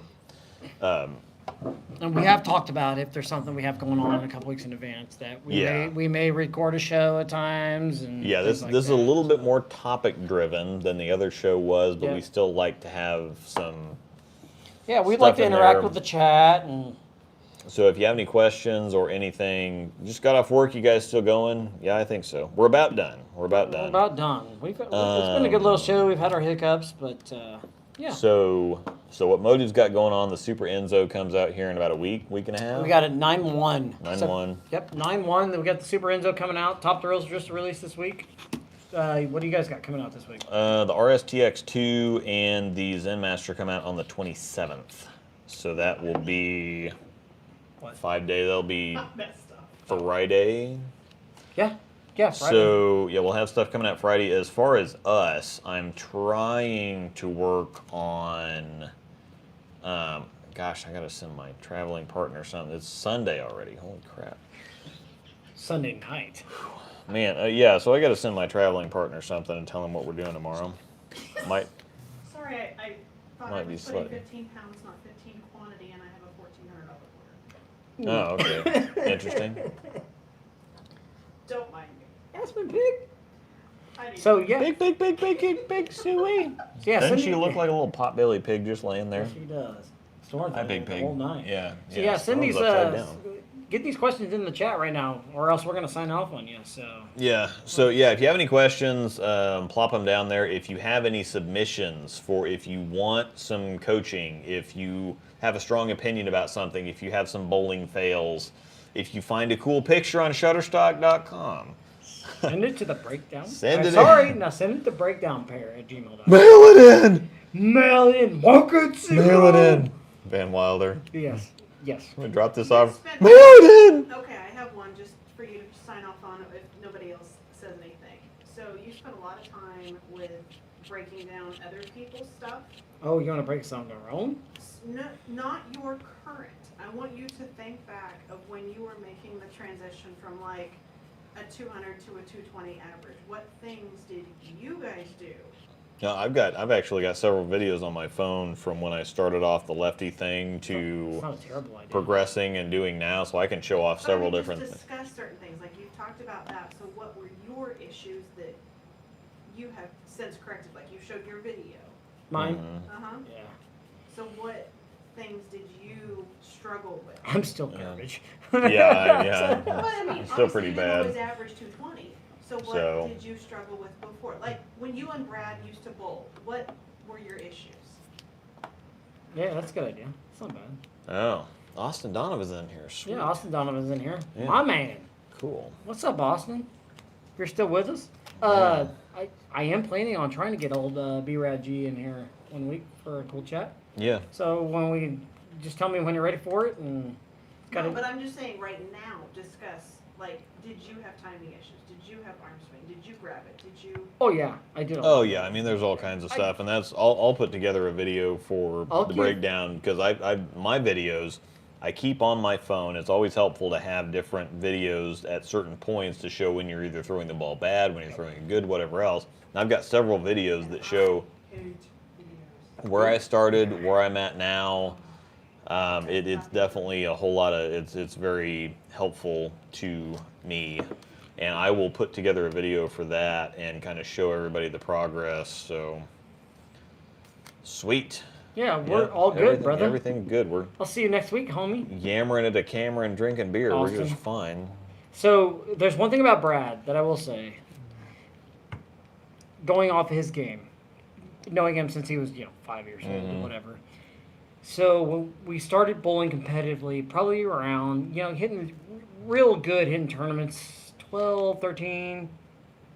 We bowled at 10. We bowled the city, state, blah blah blah. Oh yeah. Okay. Andrew V raises something very interesting. He sent in for like a bowling curriculum. Let me go back to that. I was gonna remember that and I completely forgot it. So he had a. He also had a submission for I just skipped right over everything. Did we miss one? Well, Yes, you have because- a week's worth of stuff. It Remember- wasn't this Yeah, I week. know, but he sent something 2 weeks ago. So Okay. he wants to learn more about layouts. He's starting to take it more seriously. Feel like layouts just go over his head. I know you mentioned the storm layout video is a great starting point, but it's a little tricky to wrap my head around. Is there like I do have a VLS for dummies or something like that, but I think that what you have to do, the VLS system explains it in actual dimensions instead of like degrees or something. So it's actual ball dimensions. I think you just have to watch it. You just have to watch those videos until that makes sense. But he did have a question, so he's like, in terms of building a strong bowling technical knowledge base, is there an order to the things a bowler should learn? Another way to ask the question, is there a curriculum to becoming a better bowler? Rick Benoit and Bowl U. Bowl, Now yeah, it's Bowl U does a good pretty. job. He's very, very cerebral. It's pretty over the top. It's pretty involved. But if you want to learn, Isn't Brad Angelo part of that a lot too? yeah, Rick Benoit's Bowl U, and it's Bowl BOWLU, not YOU. If I had to answer, it'd go something like fundamentals of the swing, reading ball motion, ball technical knowledge, experience. I would say it kind of starts kind of the opposite. You just need to get out and bowl. Yeah. So until you get out and bowl, until you get some experience, you don't know what you don't know. So that's the thing, is that I always used to think, okay, well, I'm not good enough to go to tournaments. I'm not good enough to go do this. Well, but if you don't get out and bowl that stuff, you don't know where you're lacking. You don't know what you 100% need to facts. learn. You don't know where you need to go. Yep. So you have to get out and bowl stuff and get experience and figure out, okay, I really suck at this. Yeah, And because so that's you the can key- bowl a competitive league, and Yeah. it's not going to do anything. Yeah, and league in general doesn't do stuff. So that's why it's really great to have the KC tournaments. If you're anywhere close to the Kansas City area, and even if you're not, even if you're from North Carolina and you have to fly here 10 times a year. At James. Shimwrecker Enterprises. Yeah. But James has been flying here for 2 years now, because his first one was Labor Day 2 years ago. So he's actually flown out for several tournaments, and he has learned a bunch. He's gotten so much better. Yeah. He has learned so much. He's improved so much because they have a couple tournaments a month normally. They're on different sport patterns at different centers, and the centers in Kansas City are all very different. They're very different. So I mean, if Yep. the amount of stuff there is to learn in Kansas City is insane. It's a fact. Because even if they put down the same pattern in different centers, which they have done, it's played completely different from other centers because they have different lane surfaces at different ages and whatever else. And so there's just a wealth of knowledge and experience and whatever else in Kansas City. Yep. But you have to go bowl that stuff to figure out, it's like, okay, well, I really suck at this center. Like, Aaron's in Belton is ridiculously hard on the left side. Not on the right. Yeah, there's... Sorry. Not sorry. Yeah, but... He's bowled there on And the then right, too. He Ola- knows. Olathe is tough, period. Trust me, I used to bowl league in that joint. Yeah, Summit is... I got a 300 pin from that place. Yeah. Summit is tough, period. Lunar is back and forth, but there's all kinds of Ward Parkways, actually. Fact. I love Ward Parkway. Well, we're shutting down. We're Yeah. done. It's over. we just need to bowl every tournament at Ward Parkway, and then we'll make money.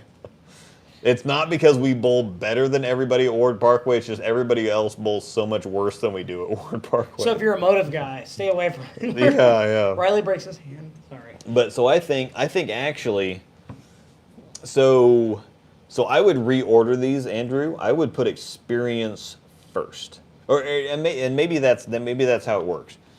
I don't know that you necessarily have this ordered or whatever. I think experience needs to come first, because that way you find out what you're good at, what you're bad at, what you need work on, whether you should just never ever go bowl at Aaron's again ever as a lefty.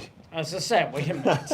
I love that building. No, that's the thing too, is like Soroka and Frank care so much, they put so much into it that I want to go, even though I don't bowl well there because the left side's impossible, I want to go bowl there because of how great of a center it is. I just want to go bowl there because the people there care. They put so much effort into it. Even if I suck, I have a better time bowling there than I do at other places, even if I do better. Michael Soroka? And I'm not going to name the specific centers. Nope, we'll leave that out. But so at the same time, yeah, Aaron's Family Fun Center, we're going to go ahead and give you a shout out, even though they in apparently Duluth, Belton, they suck on That's where lunch. the den is. in Belton, Missouri, and that's where we're gonna have a live stream from September something, September 10th.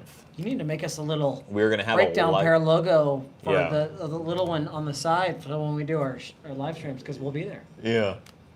Maybe we should do a breakdown pair vlog or something on the road. Something on the road. We can do all kinds of stuff. Yeah, we can. Yeah, we need to do some fun stuff. We can do some fun stuff that weekend. Oh, also Andrew is Andrew the Hut in Discord. Boom. So I think you need to start with experience to find out, because you have to find out first what you don't know, and you don't know what you don't know without getting experience. Yep. So then you need to pay attention to, I would say, reading ball motion, because if you can't read ball motion, ball technical knowledge isn't going to help you at all. So that's the one thing that's the hardest especially when you're learning, is ball motion. Ball motion is the hardest because people don't understand. Well, I just went up here and I threw it really good and I just rang a 10. I left a 10 pin. Mm-hmm. Okay. There's so many the ball's things. Probably not going through the pins right You away. can leave a flat 10 pin so many different ways, whether the ball's burning up or it's hooking late. So or the ball's going through the pins right away. It could be hooking too much or not enough. You can leave a flat 10 with the ball going through the pins. Yeah. Right away. You just maybe made it a bad shot. Yeah. Yeah, there's so many different things it could be, and you have to just get the experience to figure, okay, well, I left this flat 10 because I did this, or because I did this, or because I did this. And in your case, 7s. Yeah, there's so many different ways to leave one. Mm-hmm. Actually, he leaves just as many 10 pins as he does 7 pins. Yeah, which is Because he's got a wild. righty mentality. Yeah. I'm just messing with him. But anyway, yeah. So we were breaking down some videos, and I was talking about Brad. So Brad's physical game actually is very similar when he was 13 to what he is now. He's just actually changed a little bit of stuff. Like, it was very similar. All right, Andrew the Hut. Is that Vegas? Man. That is Vegas. Yeah. That's not the nerd, but Andrew lives in Vegas. okay. Yeah, that's funny. I see that. It's definitely Vegas. Well, why the crap? We were just there. Yeah, Why the crap didn't you come say hi? he had to work. He's a food truck guy. Oh, that sucks. He tried to get us to go to the food truck, He's but on we the were so outside busy right with now. everything else. Oh yeah, it just.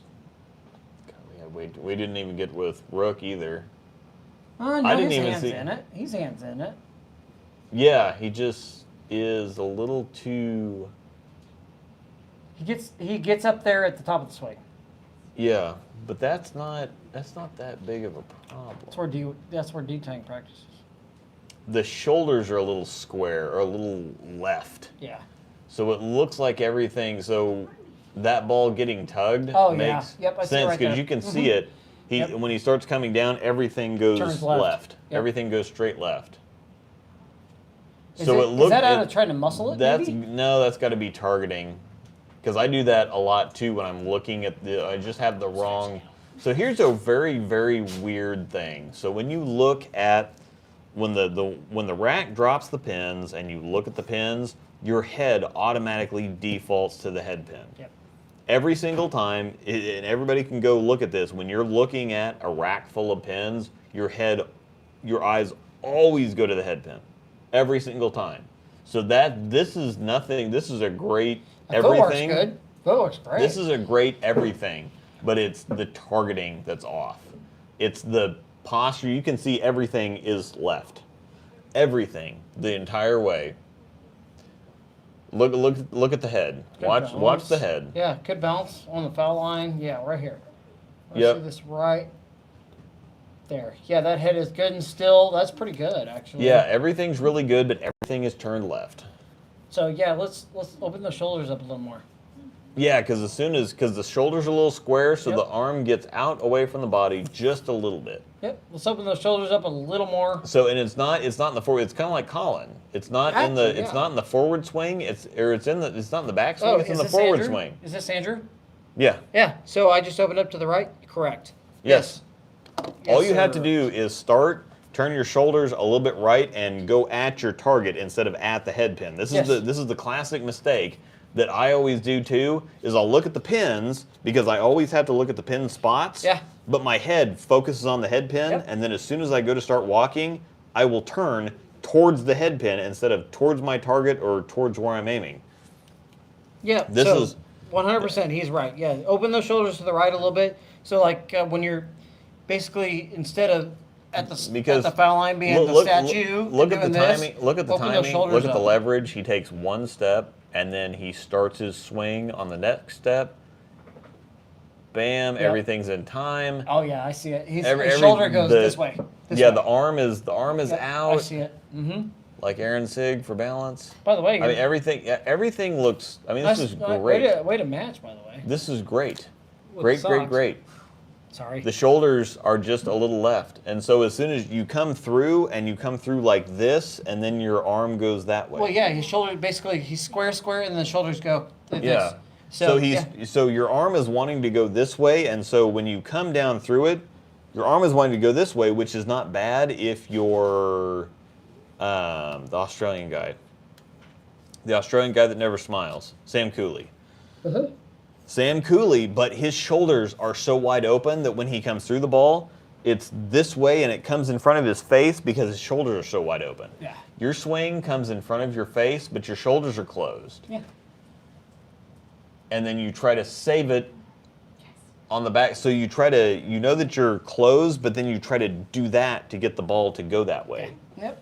But it doesn't. Okay, so he sent No, another. what I was saying is your socks, just from the video and the angle on that, it looks like it matches the color of your shirt. That's all.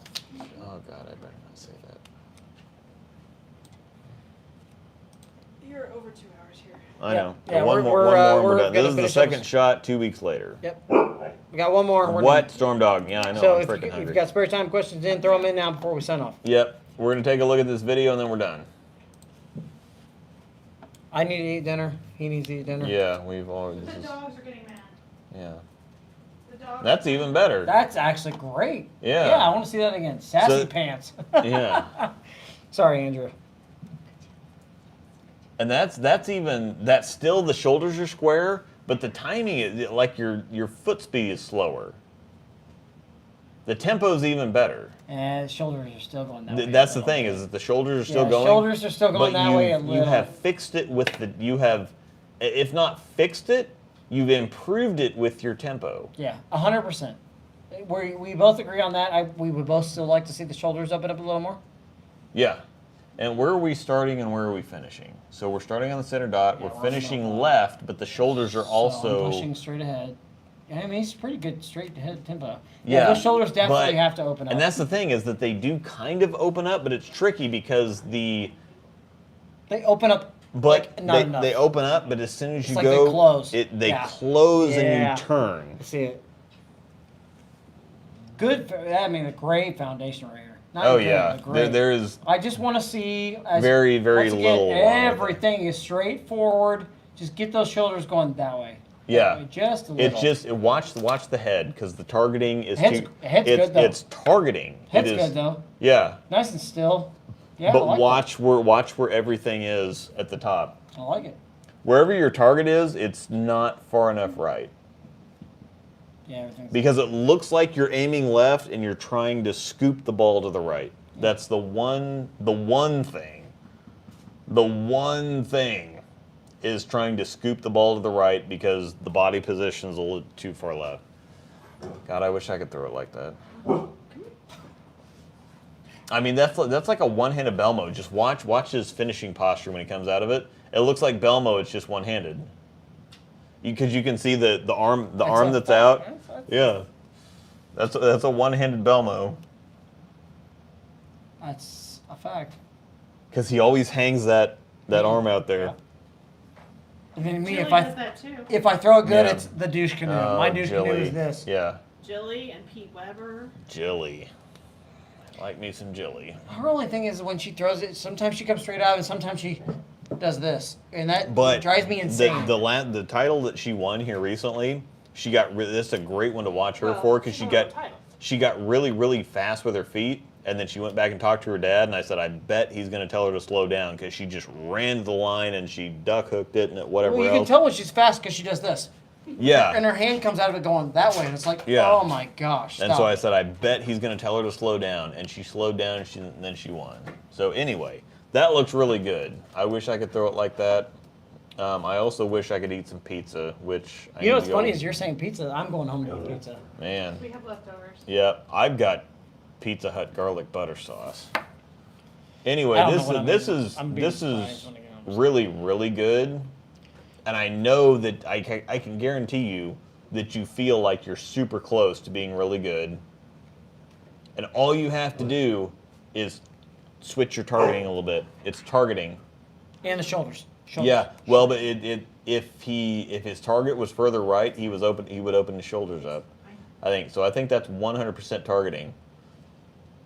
I would be interested to know what you do target. I would say that you target. If I had to guess, I would say that you're looking at a tracer board 40 feet down the lane instead of looking at a target closer to you. I would say that you're looking at one of the tracer boards down the lane. It's funny is I don't look down lane when I throw the ball. I look at the foul line because I need So to do get I. myself, because if I look at a target further away, then it's going to get me closer and closer to the head. So my pin. first 2 steps is target, down. So like I know what I'm throwing at. So I'm more of an area player. Does that make So yeah, sense? I would bet, Andrew, once again, I would bet that what you're looking at is really, really far down the lane. That's the only thing that, and if you look, Oh, come here. Oh, I hit my head on TV. There's okay, so Tom. I visualize the line I want the ball to go on, then I pick a point between the arrows and the foul line. So that's a lot closer than I expected. But I've been focusing on following my arm through the arrow line, like with my eyes. So I actually look quite a bit closer because I want to make sure that I get the ball down in the right spot. That also helps me watch all of the ball motion, because the further your target is down the line, the less of the ball reaction you actually see. So if you're looking at the arrows, you're missing the first 15 feet of the lane. Yeah. The closer you look to the line, the more ball reaction you see, but the sooner you also get the ball down. That's a thing too. If you look closer to the foul line, you get the ball down sooner. It goes slower. If you look further down the lane, you tend to zip it down the lane a little bit further. Yep. But that's the only thing. So. All right. So we're. All right. Yep. We're hungry, and we've been doing this for a while, and it's been awesome. And Thank you, Motive. Thank you, Storm. Thank you, Coolwick. Thank you, Norseman everybody. Brewing Company. Norseman Brewing Company. thank everybody you, that takes Bowler's care of us. Mart. There you Yeah. go. Go ahead and throw that in there. Yep, I am on with Bowler's Mart now, so I've started getting. I did add the link in the description. Angel put the link in the description, so I've got links all over the place.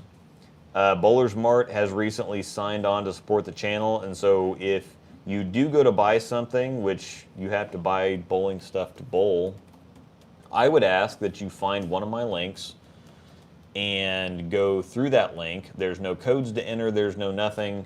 So if you go to Bowler's Mart through my link, they'll know that I sent you, and I will get credit for that. So they're supporting the channel. I would ask that you support them in return. So thanks a bunch, everybody. We will have next week off. I missed one. Thank you, Genesis. Oh, yeah. Okay. Thank you, Turbo. SRGBBFS. Nick Brown. You can also follow my channel. Yeah, you would probably need to do that. I have something fun coming up for that, by the way. Ooh, I like to hear it. But we will. We will like to hear it. Yeah.